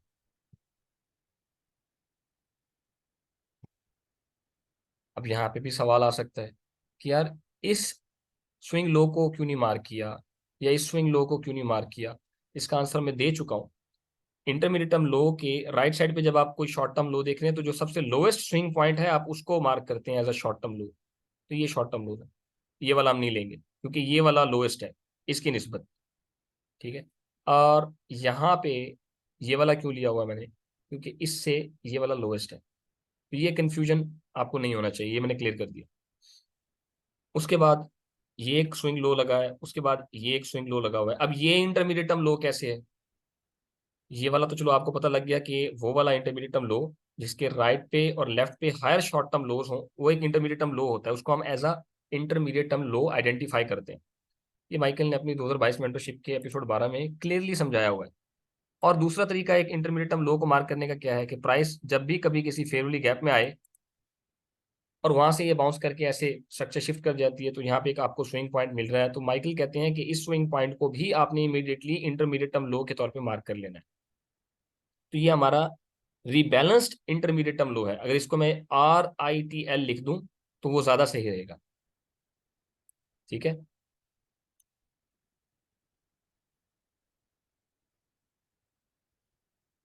इसको RITL ही लिख देता हूँ ताकि आपको और ज्यादा आसानी से समझ में आए कि ये कैसे है। ये रिबैलेंस्ड इंटरमीडिएट टर्म लो है। अच्छा चलिए, मैं इसकी ड्राइंग बार बार मुझसे खराब हो रही है, मैं इसको छोड़ देता हूँ, ये तो वीडियो बहुत लंबी हो जाएगी। अब मुझे पता है कि इसके बाद प्राइस क्या करने वाली है। अब ये मेरा स्ट्रक्चर शिफ्ट है। एक सेकंड में यार इसको ऑफ कर लो। अब आप कहेंगे यार ये तो सिर्फ विक लगी हुई है, आप लोग इसको शायद स्टॉप हंड समझ रहे होंगे। ये स्टॉप हंड लगेगा आपको, लेकिन ये मेरे लिए MSS है, स्ट्रक्चर शिफ्ट है। इसको थोड़ा और जूम करके और से दिखा देता हूँ। मैं कैंडल की क्लोजिंग नहीं देखता, बॉडी ऊपर क्लोज होना मेरे लिए जरूरी नहीं है। ठीक है, अब यहाँ पे ये जो इंटरमीडिएट टर्म लो लगा है इसके बाद प्राइस एक्सपैंड कर गई है। ठीक है, उसके बाद रिट्रेस करके आ रही है, यहाँ से मार्केट उठ गई है। आपको एक ही जगह पे बहुत सारे आईसीटी कॉन्सेप्ट नजर आ रहे होंगे, लेकिन आपको पता नहीं है कि कब किसका कैसे यूज करना है। इवन कि मैंने आपको अभी ये एडवांस मार्केट स्ट्रक्चर कैसे मार्क करते हैं, कैसे यूज करना, तो खैर मैंने इतना आपको अभी नहीं बताया। मार्क कैसे करते हैं ये मैंने आपको करके दिखाया, वो भी एक पेयर पे नहीं, दूसरे पेयर पे भी दिखा दिया। गोल्ड पे जो सबसे फेवरेट पेयर है, सबका चहीता पेयर है, उस पर भी दिखा दिया कि ये मार्केट स्ट्रक्चर आप कहीं पे भी कैसे भी अप्लाई कर सकते हैं। लेकिन एक तरीकाकार है। बहुत से लोग ये तीन किस्म के टाइम फ्रेम्स नहीं देख रहे होते, longer term perspective, intermediate term perspective, short term perspective. वो सिर्फ एक टाइम फ्रेम खोलेंगे, उस पर एनालिसिस करेंगे, उस पर अपना मार्केट स्ट्रक्चर सारा जो भी है उनको जितना समझ में आता है अप्लाई कर देंगे, और वही सेटअप बना के वहां पे उसको ट्रेड करने की कोशिश करेंगे। तो ऐसी ट्रेड्स कभी कभी तो चल जाती हैं, लेकिन हर दफा नहीं चलती। जब तक आपको प्रॉपर नॉलेज नहीं होगा, आप उससे मुकम्मल बेनिफिट हासिल नहीं कर सकते। अब यहाँ पे अगर आप गौर करें, अब मैं आपको सिर्फ मार्केट स्ट्रक्चर समझा रहा हूं, तो आपका यहाँ पे सिर्फ फोकस सारे का सारा मार्केट स्ट्रक्चर पे होगा कि यार यहाँ पे कौन सा शॉर्ट टर्म लो है, कौन सा इंटरमीडिएट टर्म लो है, कौन सा रिबैलेंस्ड इंटरमीडिएट टर्म लो है, कौन सा लॉन्ग टर्म लो के साथ ये क्या बना हुआ है, आपके इसी पे ही फोकस होगा। Long term highs, long term lows, short term highs, short term lows, सिर्फ आप ये फोकस कर रहे होंगे इस टाइम पे। बाकी चीजें आपको यहाँ पे फिर कुछ नहीं दिख रही होंगी, या शायद आपको ऑर्डर ब्लॉक्स और फेवरेट गैप्स दिख रहे होंगे, बाकी चीजें कुछ नहीं दिख रही होंगी। यहाँ पे इस वीडियो को पॉज करें, यहीं पे मजीद कुछ मत सुने कि मैं आगे क्या कहने वाला हूँ, खुद से इसको यहाँ पे देखने की कोशिश करें कि यहाँ पे आपको क्या दिख रहा है, प्राइस ने क्या किया हुआ है, कौन सा आईसीटी कॉन्सेप्ट यहाँ पे अभी बैठ सकता है, हम किसको अप्लाई कर सकते हैं। आपके मेन मेन आईसीटी कॉन्सेप्ट कौन से हैं, कौन से पावरफुल कॉन्सेप्ट हैं जो कि आपको लगता है कि यार ये मेरे सबसे फेवरेट कॉन्सेप्ट हैं, तो यहाँ पे आपको अगर दिख रहे हैं और आपने वो पहचान लिए हैं, और बाद में मैं बता भी रहा हूँ, उनका जिक्र भी कर रहा हूँ, तो यूँ समझे कि यार आपकी ऑब्जर्वेशन काफी अच्छी है। अब यहाँ पे आप देखें कि ये रिलेटिव इक्वल लोज हैं ऑलमोस्ट। मैं नीचे से इनको सिर्फ मार्क कर रहा हूँ, पास जाके मार्किंग नहीं की, लिखावट खराब ना हो जाए कहीं। तो ये जो रिलेटिव इक्वल लोज हैं, प्राइस ने यहाँ पे इनकी लिक्विडिटी हंट की है, ऑर्डर पेयरिंग, उसके बाद ये स्ट्रक्चर शिफ्ट है, सेल साइड लिक्विडिटी लेने के बाद ये मार्केट ने स्ट्रक्चर शिफ्ट किया है, फिर यहाँ पे मार्केट ने ये इंटरमीडिएट लो बनाया, और उसके बाद मार्केट यहाँ से उठ गई है।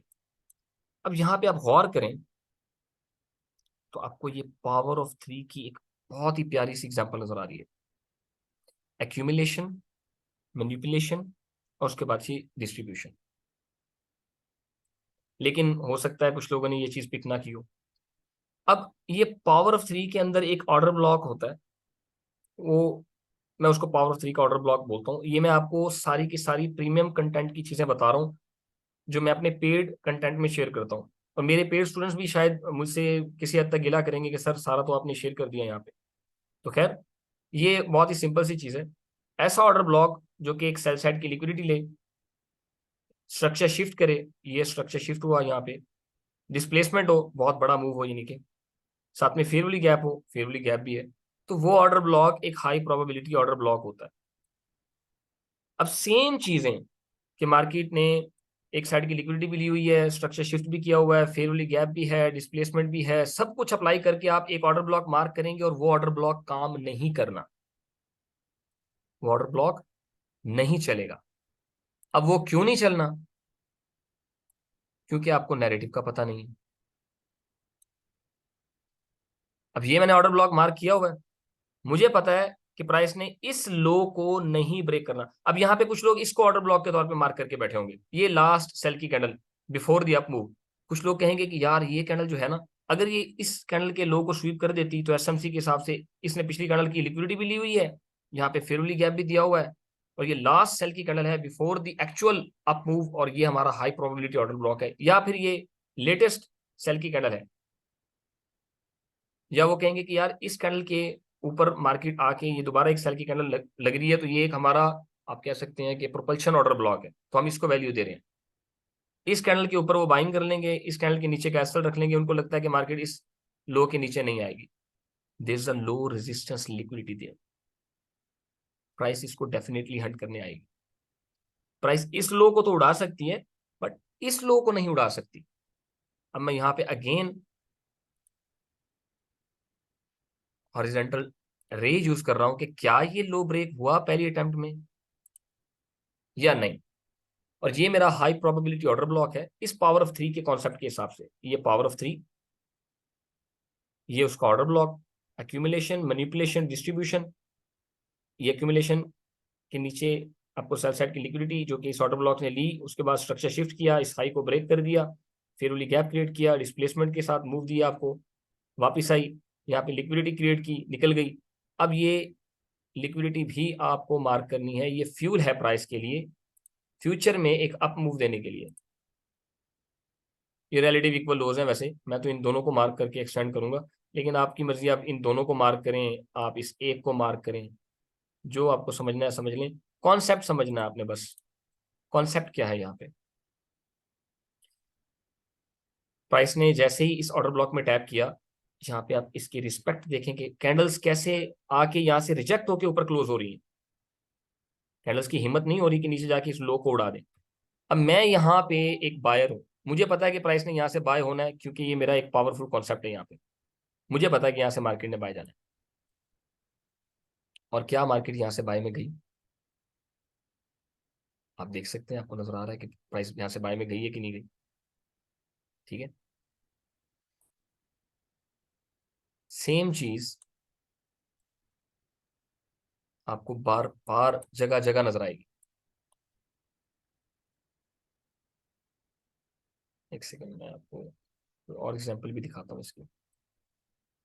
अब यहाँ पे ये एक लो है, ये एक लो है, और एक ये लो है, तो ये मेरा इंटरमीडिएट टर्म लो है, ये मेरा इंटरमीडिएट टर्म लो है। जब प्राइस ने ये सेल साइड की लिक्विडिटी ली, स्ट्रक्चर शिफ्ट किया, रिट्रेस किया, तो यहाँ पे कुछ भी ऐसा रेफरेंस पॉइंट जो कि मुझे इक्विलिब्रियम से नीचे नीचे मिलेगा, मैं फिब लगाऊं तो शायद आप लोगों को ये अंदाजा हो जाए। यहाँ पे अब ये 50% से नीचे नीचे ऑलमोस्ट ओटी तक प्राइस आई हुई है, और यहाँ से बुलिश हुई है। वैसे मैंने आपको वो जीबीपी की ट्रेड्स में कुछ और कॉन्फ्लुएंसेस नहीं बताए थे, लेकिन वहां पे भी मेरे कुछ और कॉन्फ्लुएंसेस थे। वहां पे आप ये फिब लगा के ओटीई भी देख सकते थे। वो मेरी पिक्चर्स स्क्रीनशॉट्स मैंने आप लोगों से पहले क्लास के शुरू में शेयर किया, वहां पे आप देख के अंदाजा लगा सकते हैं कि वहां पे ये ओटीई ही भी बन रहा था वहां पे। खैर, उसके बाद यहाँ पे अगेन आप देखें, मैं कोई और टाइम फ्रेम खोल लेता हूँ ताकि ये अच्छे से आपको नजर आ सके।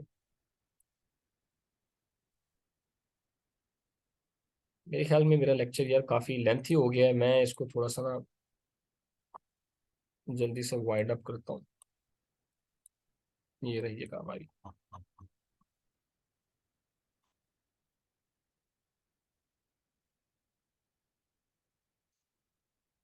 एक्यूमुलेशन। ये रेंज देख रहे हैं आप H4 के टाइम फ्रेम में, 2-3 दिन की रेंज है ये। एक्यूमुलेशन, ऊपर भी ऑर्डर्स, नीचे भी ऑर्डर्स, मैनिपुलेशन, और ये डिस्ट्रीब्यूशन। ये लास्ट सेल की कैंडल है, ये मेरा पावर ऑफ 3 का ऑर्डर ब्लॉक है। ठीक है, जैसे ही प्राइस ने इस पे आके इसको टैग किया है, ये आपको इतना बड़ा मूव मिला है, अच्छा खासा रिएक्शन। ठीक है, अब यहाँ पे फिर से देख लें आप, एक्यूमुलेशन, ये मैनिपुलेशन, ये डिस्ट्रीब्यूशन। अब अगर यहाँ पे लास्ट अप क्लोज कैंडल को मैं मार्क करके एक्सटेंड कर लूँ, ये रहा मेरा बेरिश ऑर्डर ब्लॉक, ये last up close candle, accumulation, manipulation, इसने हाई भी उड़ा दिया, स्टॉप हंट हो गया, उसके बाद मार्केट ने अच्छा खासा मूव दिया था। तो इस पावर ऑफ 3 के हिसाब से ये मेरा लास्ट अप क्लोज कैंडल जो है बेरिश ऑर्डर ब्लॉक है। तो देखिए प्राइस ने जैसे इस पे टैप किया, रिएक्शन दिया, इस लो को भी उड़ा दिया। अब ये प्राइस ने ये लो ब्रेक किया है, अब देखें कि प्राइस जा कहाँ रही है। ये इतना बड़ा मूव आपको शायद ये मेरे ख्याल में एनएफपी पे देखने को मिला था, आई गेस। अब यहां से प्राइस सेल में क्यों आ सकती है, आपको ऊपर रेड लाइन नजर आ रही है। मैं क्यों इस पावर ऑफ 3 के ऑर्डर ब्लॉक को अहमियत दे रहा हूं कि प्राइस यहां से सेल में जा सकती है। यहाँ पे इस कैंडल ने यहाँ पे हल्का सा जो स्वीप किया हुआ है, सिर्फ इस हाई को नहीं उड़ाया हुआ, ये प्राइस ने अपने किसी हायर टाइम फ्रेम के पीडीआर को भी यहाँ पे हंट किया है, स्वीप किया है, लिक्विडिटी ली है। अब वो कौन सा है, मैं आपको चले दिखा देता हूँ। जरा वीकली टाइम फ्रेम खोल लेते हैं ताकि आपकी थोड़ी सी याद ताज़ा हो जाए। मैंने आपको एनालिसिस एक दिखाया था, अब मैं वो तस्वीर यहाँ पे नहीं दिखा सकता।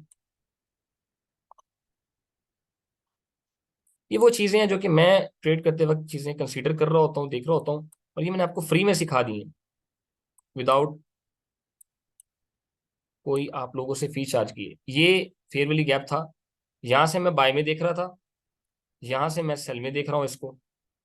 अब यहाँ पे सिर्फ 3 बार स्विंग हाई और 3 बार स्विंग लो देख लें। ये 3 बार swing low with middle candle breakout आपको नजर आ रहा है। तो इसके बाद वेरी नेक्स्ट कैंडल क्या हो सकती है, इस क्लास के स्टार्ट में मैंने बताया एक बुलिश कैंडल हो सकती है। तो क्या हमें नेक्स्ट वीक एक बुलिश कैंडल देखने को मिली? जी मिली। अब इसमें हम इस ओपनिंग प्राइस से नीचे नीचे बाय के सेटअप्स हंट कर रहे होते हैं। आपने बाय के सेटअप्स हंट करनी है तो यहाँ से आप बाय कर सकते हैं, तो मार्केट पूरी वीकली एक्सपेंशन आप कैच कर सकते हैं। ठीक है, लेकिन क्या हमारा जो ड्रॉन लिक्विडिटी है, ये ड्रॉन लिक्विडिटी था, क्या प्राइस ने हिट किया इस कैंडल ने? नहीं। इसलिए नेक्स्ट वीक भी आप बुलिश, नेक्स्ट वीक भी प्राइस ने इसको हिट नहीं किया, यहां तक आई फिर ड्रॉप कर गई। इससे अगले वीक मार्केट ने यहाँ पे जाके ये स्टॉप हंट किया हुआ है, इस वीकली हाई के ऊपर भी जाके इस वीक का हाई भी उड़ाया, और साथ में ये जो रेड लाइन लगाई हुई है मैंने, ये फेयर वैल्यू गैप मैंने मार्क किया, प्राइस ने इसमें भी टैप किया। तो यहाँ पे जब प्राइस ने टैप किया तब जाके उसने वो पावर ऑफ 3 वाला ऑर्डर ब्लॉक दिया जो मैंने आपको अभी मार्क करके ऊपर दिखाया। मैं उसको अहमियत क्यों दे रहा था? अब ये पावर ऑफ 3, तो पावर ऑफ 3 आपको एक मॉडल मिल गया, यहाँ पे देख लें कैसे price order block to order block, fair value gap to fair value gap, breaker block to breaker block, FVG to FVG. ठीक है, कैसे चलती है, लिक्विडिटी टू लिक्विडिटी, प्राइस ऐसे ही चलती है। ये मैं आपको वो बातें बता रहा हूँ जो कि शायद लोग आपसे अच्छे खासे डॉलर्स लेने के बाद आपको बताएंगे, लेकिन आपको इन चीज़ों को अच्छे से समझना होगा। मैंने इस वीडियो में बारहा बहुत सारी चीज़ें आप लोगों से शेयर की होंगी। आप लोग सिर्फ कुछ चीज़ें शायद पिक करेंगे इस वीडियो को एक दफ़ा देखने के बाद, और बहुत सारी चीज़ें मिस कर जाएंगे, आपको आइडिया भी नहीं होगा। बेशक मैंने आप लोगों से इतनी सारी चीज़ें डिस्कस कर दी हैं इस वीडियो में, आप लोगों को बहुत कुछ सिखा दिया है, उसके बावजूद भी कुछ लोग ऐसे ज़रूर होंगे जो कि नाशुक्रे लोग होते हैं, और वो शायद मुझे इस बात पे ताना भी देंगे कि सर आपने वीडियो के दरमियान में एक दफ़ा जिक्र किया था कि कोई सीक्रेट मार्केट स्ट्रक्चर भी है आईसीटी का, आपने वो नहीं एक्सप्लेन किया। तो भाई वो मैं एक्सप्लेन नहीं कर सकता, और इस बात में मुझे फिर बाद में ताने भी दिए जाते हैं। कुछ लोग ऐसी सोच के मालिक होते हैं कि हम समझते हैं सर आप मजबूर हैं, आप नहीं बता सकते। यार, इंसान आपसे एक अपनी इतनी सारी नॉलेज शेयर कर रहा है, तो जितना वो बता रहा है एटलीस्ट उसकी तो कदर करें आप। इतना ही आप समझ लो ना, आपके लिए प्रॉफिटेबल ट्रेडिंग करने में यही काफ़ी है।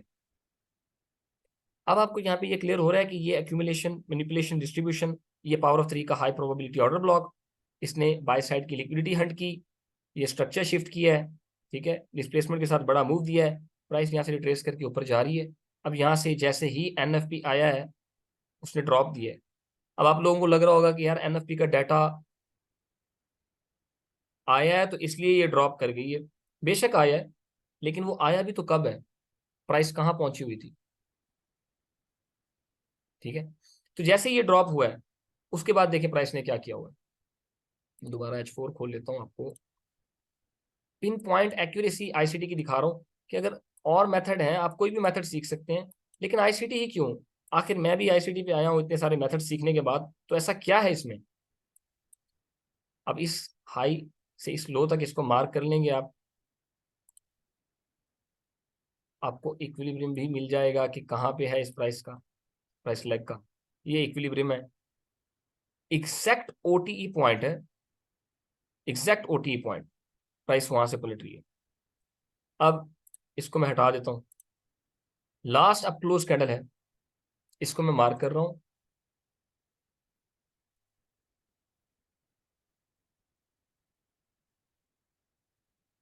इस लास्ट अप क्लोज कैंडल को एग्जैक्टली प्राइस ने टैप किया है, मिटिगेट किया है, उसके बाद प्राइस ने अच्छा खासा ड्रॉप दिया है, और ये लो प्राइस ने हिट कर दिया है, क्योंकि ये लो रेजिस्टेंस लिक्विडिटी थी, इजी टारगेट था, लो हैंगिंग फ्रूट था। अब शायद आप यहाँ पे इसको इंटरमीडिएट टर्म लो के तौर पे मार्क करेंगे, इसको शॉर्ट टर्म लो के तौर पे मार्क करेंगे, इसको भी शॉर्ट टर्म लो के तौर पे या इसको शॉर्ट टर्म लो के तौर पे मार्क करेंगे, और आप कहेंगे कि ये लो ब्रेक नहीं हो सकता। आपको मार्केट स्ट्रक्चर सही से आता ही नहीं है कि कहाँ पे कैसे कब मार्क करना है। बेशक जो मार्क करने के तरीके हैं वो आपको आ गए हैं, लेकिन आप अप्लाई गलत जगह पे कर रहे हो। और जब इस किस्म की आप मार्किंग करके मुझसे पूछोगे ना कि सर ये हमने सही मार्क किया है, ये इंटरमीडिएट टर्म लो है, ये शॉर्ट टर्म लो है, ये शॉर्ट टर्म लो है, या ये शॉर्ट टर्म लो है, तो ये एक स्ट्रॉन्ग इंटरमीडिएट टर्म लो जो है ये ब्रेक नहीं हो सकता। लेकिन आपको नैरेटिव का नहीं पता। हायर टाइम फ्रेम की पिक्चर में आपको अब पीछे से दिखा के ला रहा हूँ कि पीछे से हायर टाइम फ्रेम में क्या चल रहा है और यहाँ पे एग्जैक्टली मार्केट ने क्या किया है, और उसके हिसाब से ये मार्केट ने देखें एनएफपी पे डायरेक्शन भी क्लियर की, फिर रिट्रेस किया, ऑर्डर ब्लॉक टेस्ट किया, मार्केट वापस आ रही है। अब आपको लगता है कि क्या ये इंटरमीडिएट टर्म लो जो आप समझ रहे हैं, क्या प्राइस इसको ब्रेक नहीं करेगी? इट्स इलॉजिकल, बेवकूफी है ऐसा सोचना। इस लो ने उड़ना ही उड़ना है। बेशक आप इसको मार्किंग के हिसाब से इंटरमीडिएट टर्म लो मार्क कर रहे हैं, ठीक है, वो जो तरीकाकार है इंटरमीडिएट टर्म लोज को मार्क करने का वो आपको आता है, आपने सीख लिया, मैंने भी सिखाया, आपने सीख लिया, लेकिन आपको नैरेटिव का नहीं पता। जब तक आप वो चीज नहीं समझेंगे, आपको हायर टाइम फ्रेम्स का नहीं पता, आप हायर टाइम फ्रेम्स देखते ही नहीं है, उनको यूज कैसे करना है आपको वही नहीं आता, आपको इंस्टीट्यूशनल ऑर्डर फ्लो का ही नहीं आइडिया, कौन सा ऑर्डर ब्लॉक वैलिड है कौन सा नहीं है आपको इसका भी आइडिया नहीं है। सेम चीज सेम क्राइटेरिया जैसे ये जहां पे बता रहा हूँ ना कि सेल साइड की लिक्विडिटी ली हुई हो, स्ट्रक्चर शिफ्ट किया हुआ हो, डिस्प्लेसमेंट हो, फेयर वैल्यू गैप हो, आप इसको हाई प्रोबेबिलिटी ऑर्डर ब्लॉक समझेंगे। ये मैंने आपको मार्क करना बता दिया है, लेकिन इसी तरीके से आप ऑर्डर ब्लॉक मार्क कर रहे होंगे, लेकिन प्राइस उस ऑर्डर ब्लॉक की धज्जियां उड़ा देगी। वो आपका ऑर्डर ब्लॉक किसी काम का नहीं होगा, रगड़ा जाएगा जब ऑर्डर फ्लो के अगेंस्ट आ रहा होगा। इसलिए माइकल कहते हैं कि her up close candle bearish order block नहीं होती और her down close candle bullish order block नहीं होता। तो ये लेक्चर पहले ही बहुत बड़ा हो चुका है। अब इसमें मैंने आपको सिर्फ और सिर्फ आईसीटी का एडवांस्ड मार्केट स्ट्रक्चर है वो एक्सप्लेन किया है, और बड़े अच्छे से एक्सप्लेन किया है। मुझसे ग्रुप में मेरे कुछ स्क्रीनशॉट्स मैंने शेयर किए थे जिसमें मैंने वीकली टाइम फ्रेम में डायरेक्शन का बताया हुआ था कि पहले से ही मैंने बताया था कि प्राइस क्या कर सकती है, और प्राइस ने वैसे किया।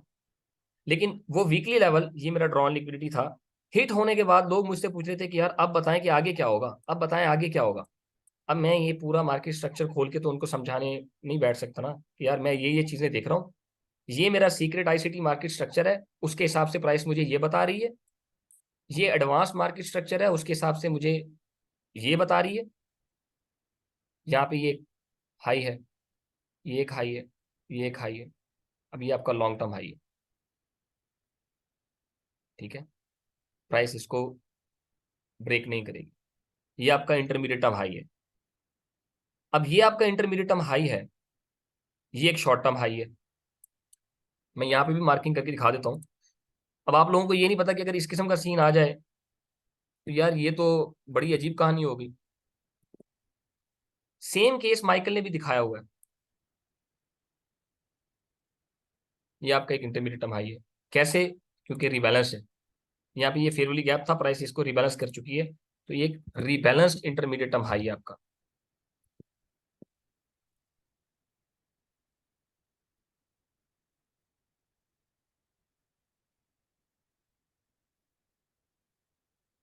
This is your rebalanced intermediate term high. अब इंटरमीडिएट टर्म हाई का आपको पता है कि इंटरमीडिएट टर्म हाई हाईएस्ट होता है, उसके लेफ्ट पे हायर शॉर्ट टर्म लो होते हैं और राइट पे भी, sorry, intermediate term high highest होगा और लेफ्ट पे लोअर शॉर्ट टर्म हाई होगा और राइट पे भी लोअर शॉर्ट टर्म हाई होगा। बट क्या ये इंटरमीडिएट टर्म हाई अपने शॉर्ट टर्म हाई से हायर है? सेम चीज आपको माइकल अपने 2022 के एपिसोड 12 में बता रहे होंगे और वहां पे वो बार बार ये चीज दोहरा के कह रहे होंगे, नो इट्स नॉट। क्या ये हाई इस शॉर्ट टर्म हाई से हायर है? No it's not. अभी आपको क्या इंडिकेट कर रहा है माइकल यहाँ पे? आपको ये चीज दोहरा के, सेम ऐसे अल्फाज दोहरा के क्या बताना चाह रहे हैं?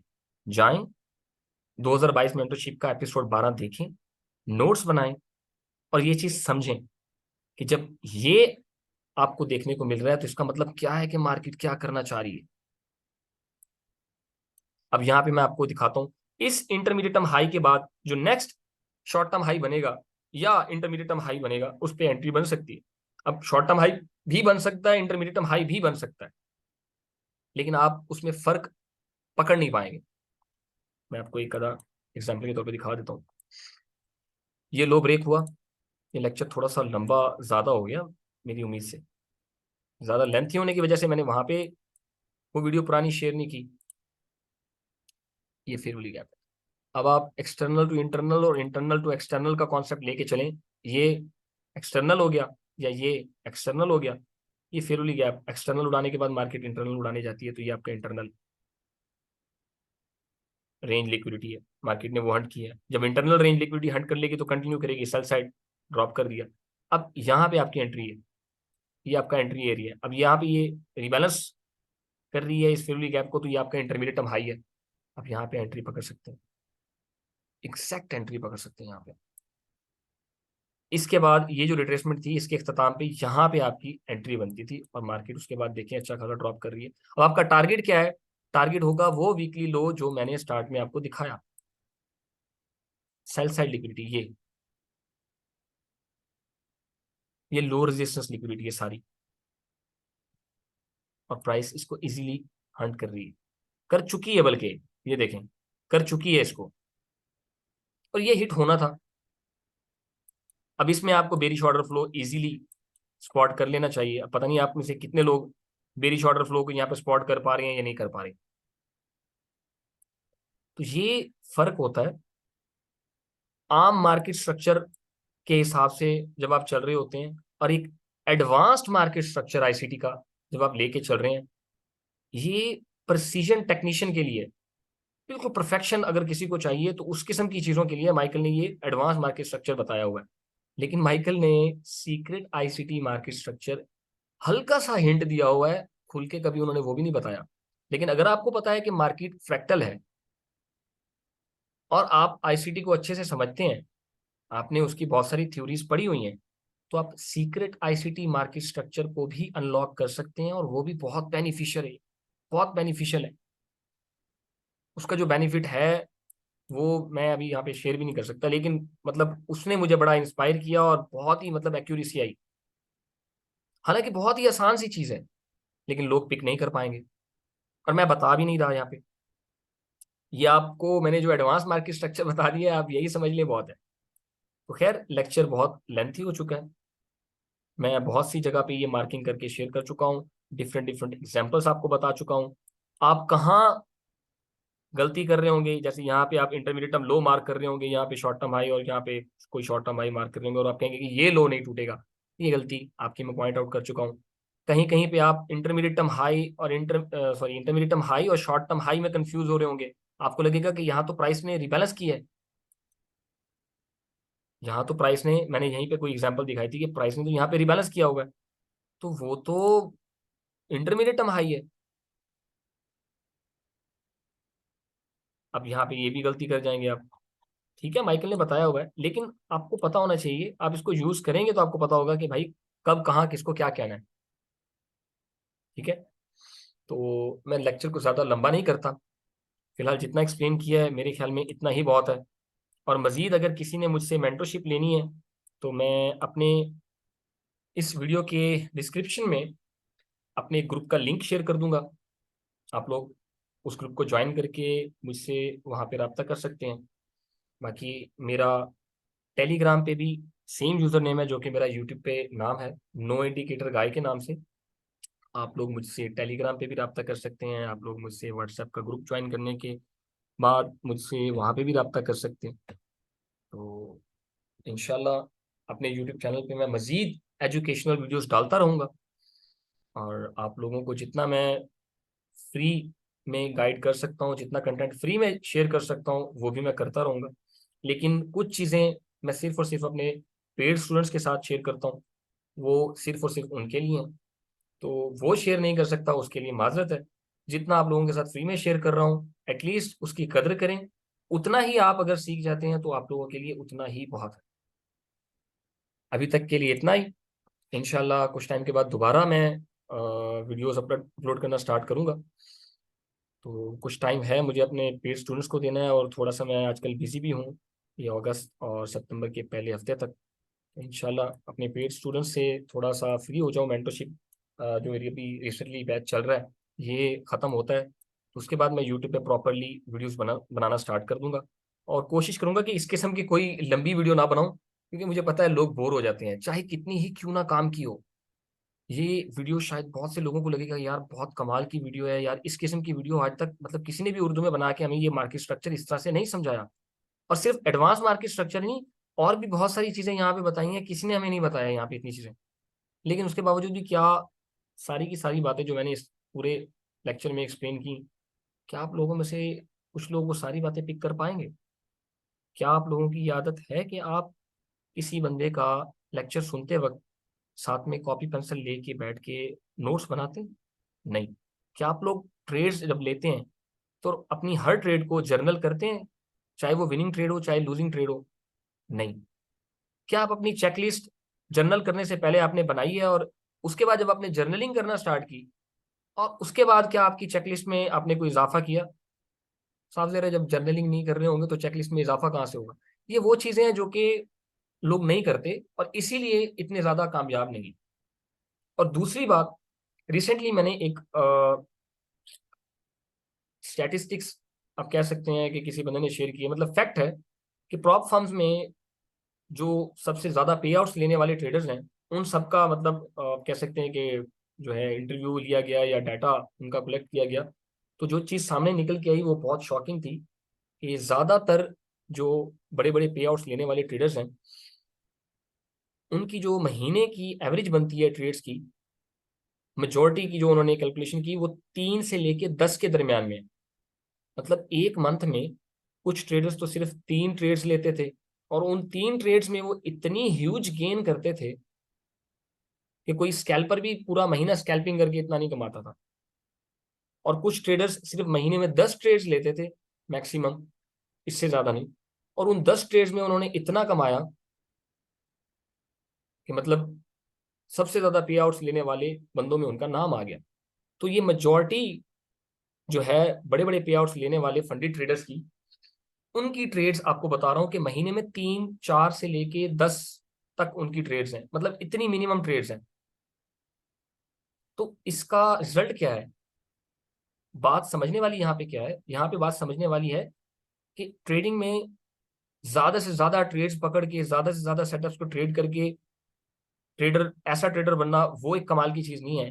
ट्रेडिंग इसका बिल्कुल उलट है। मतलब आप ये नहीं कह सकते कि मैं इस फील्ड में आके ज्यादा से ज्यादा मेहनत करूं, ज्यादा से ज्यादा सेटअप्स को ट्रेड करूं, लोअर टाइम फ्रेम में जाके एंट्रीज पकड़ूं और स्नाइपर एंट्रीज पकड़ रहा हूँ, स्कैल्पिंग कर रहा हूँ या इंट्राडे ट्रेडिंग कर रहा हूँ, तो मुझे ज्यादा से ज्यादा ट्रेड्स पकड़नी है, ज्यादा से ज्यादा टिप्स गेन करनी है। मतलब ज्यादा मेहनत करके आप यहाँ पे वो नहीं कमा सकते ज्यादा। इसमें आपको इंतजार करना पड़ता है, पेशेंस। बार बार आपको ये लफ्ज सुनने को मिलेगा इस ट्रेडिंग की फील्ड में। तो वो पेशेंस जो है ना वो बहुत जरूरी है, और वही सब्र ही हमारे में नहीं होता। हमसे वेट नहीं होता हमारे प्रॉपर सेटअप का, कि जब तक प्राइस हमारे उस प्रॉपर सेटअप को बना नहीं देती तब तक हम ट्रेड नहीं करेंगे। बड़े बड़े ट्रेडर्स कहते हैं कि यार हमें हर वक्त नहीं पता होता कि प्राइस क्या कर सकती है। इवन मैं भी हर वक्त नहीं बता सकता, बेशक आपको मैं कितना नॉलेज शेयर कर रहा हूँ, मैं भी हर दफा हर जगह पे नहीं बता सकता कि प्राइस अब यहाँ पे ये करेगी, प्राइस अब वहां पे वो करेगी, ये होगा वो होगा। मुझे भी हर वक्त नहीं पता होता। लेकिन हाँ, बहुत दफा ऐसी सिचुएशन आती है जबकि अच्छे ट्रेडर्स को पता होता है कि हाँ अब प्राइस ने ये काम कर दिए हैं, जैसे कि अभी ये मैं मार्केट स्ट्रक्चर को देख के या ये पावर ऑफ थ्री को देख के मुझे पता है कि यहाँ पे प्राइस क्या करेगी, यहाँ से प्राइस का क्या मूव होगा, या मेरी इस ऑर्डर ब्लॉक पे जब प्राइस आएगी तो इधर क्या मूव होगा प्राइस का। तो कभी कभार ऐसी सिचुएशन आती है जब आपको पता होता है कि मार्केट ने क्या करना है। तो जब आपको पता है कि मार्केट ने क्या करना है तब आपके सेटअप्स बनते हैं, आपने तब उसको ट्रेड करना है। जब आपको नहीं पता है तब जबरदस्ती की ट्रेडिंग नहीं करनी। तो खैर, लेक्चर बहुत लंबा हो रहा है ऑलरेडी। मैंने पिछली रिकॉर्डिंग सिर्फ इस वजह से शेयर नहीं की, वो बहुत ज़्यादा लेंथी थी और बीच में मैं बार बार सेशन में जितने भी लोग थे उनसे सवालात कर रहा था कि कोई तो पॉपअप करके यहाँ पे बताए। जो सवालात कर रहा था उनके जवाब दे, लेकिन उस सेशन में भी कोई मतलब मुझे ऐसा बंदा नहीं मिला जो कि सामने आके प्रॉपरली उन क्वेश्चंस का आंसर करता। खैर, मैं यहाँ पे डिग्रेड नहीं कर रहा, बहुत सारे न्यूबीज होते हैं सीखने आते हैं, उनको नहीं पता होता। तो कोशिश करें इस इतनी लेंथी वीडियो में से जितना आप सीख सकते हैं सीखें। और इसके बदले में आप मुझे जितनी दुआ दे सकते हैं दुआ दें। अगर आपको वीडियो अच्छी लगी है तो आप इसको लाइक कर दें, कुछ कमेंट में कहना चाहते हैं तो कमेंट कर दें। और अगर आपको लगता है कि इस वीडियो में सीखने को बहुत कुछ है और किसी और भाई या बहन का भी फायदा हो सकता है तो प्लीज़ इसको शेयर लाजमी कर दीजिएगा, ताकि बाकी लोगों का भी फायदा हो सके। अभी मैं फिलहाल कुछ अरसे के लिए वीडियोस शायद ना बना पाऊँ, लेकिन बहुत जल्द मैं अपने इस चैनल पे प्रॉपरली वर्क स्टार्ट कर दूंगा। तो आप लोगों की सपोर्ट जो है और जो कमेंट्स हैं और जो दुआएं हैं वो इंशाल्लाह मुझे इनकरेज करेंगी कि मैं जल्द से जल्द यूट्यूब पे कम बैक करूँ। तो अपनी दुआओं में याद रखिएगा। अपने दोस्त को इजाज़त दीजिए। इंशाल्लाह फिर आपसे मुलाकात होती है। अल्लाह हाफिज़।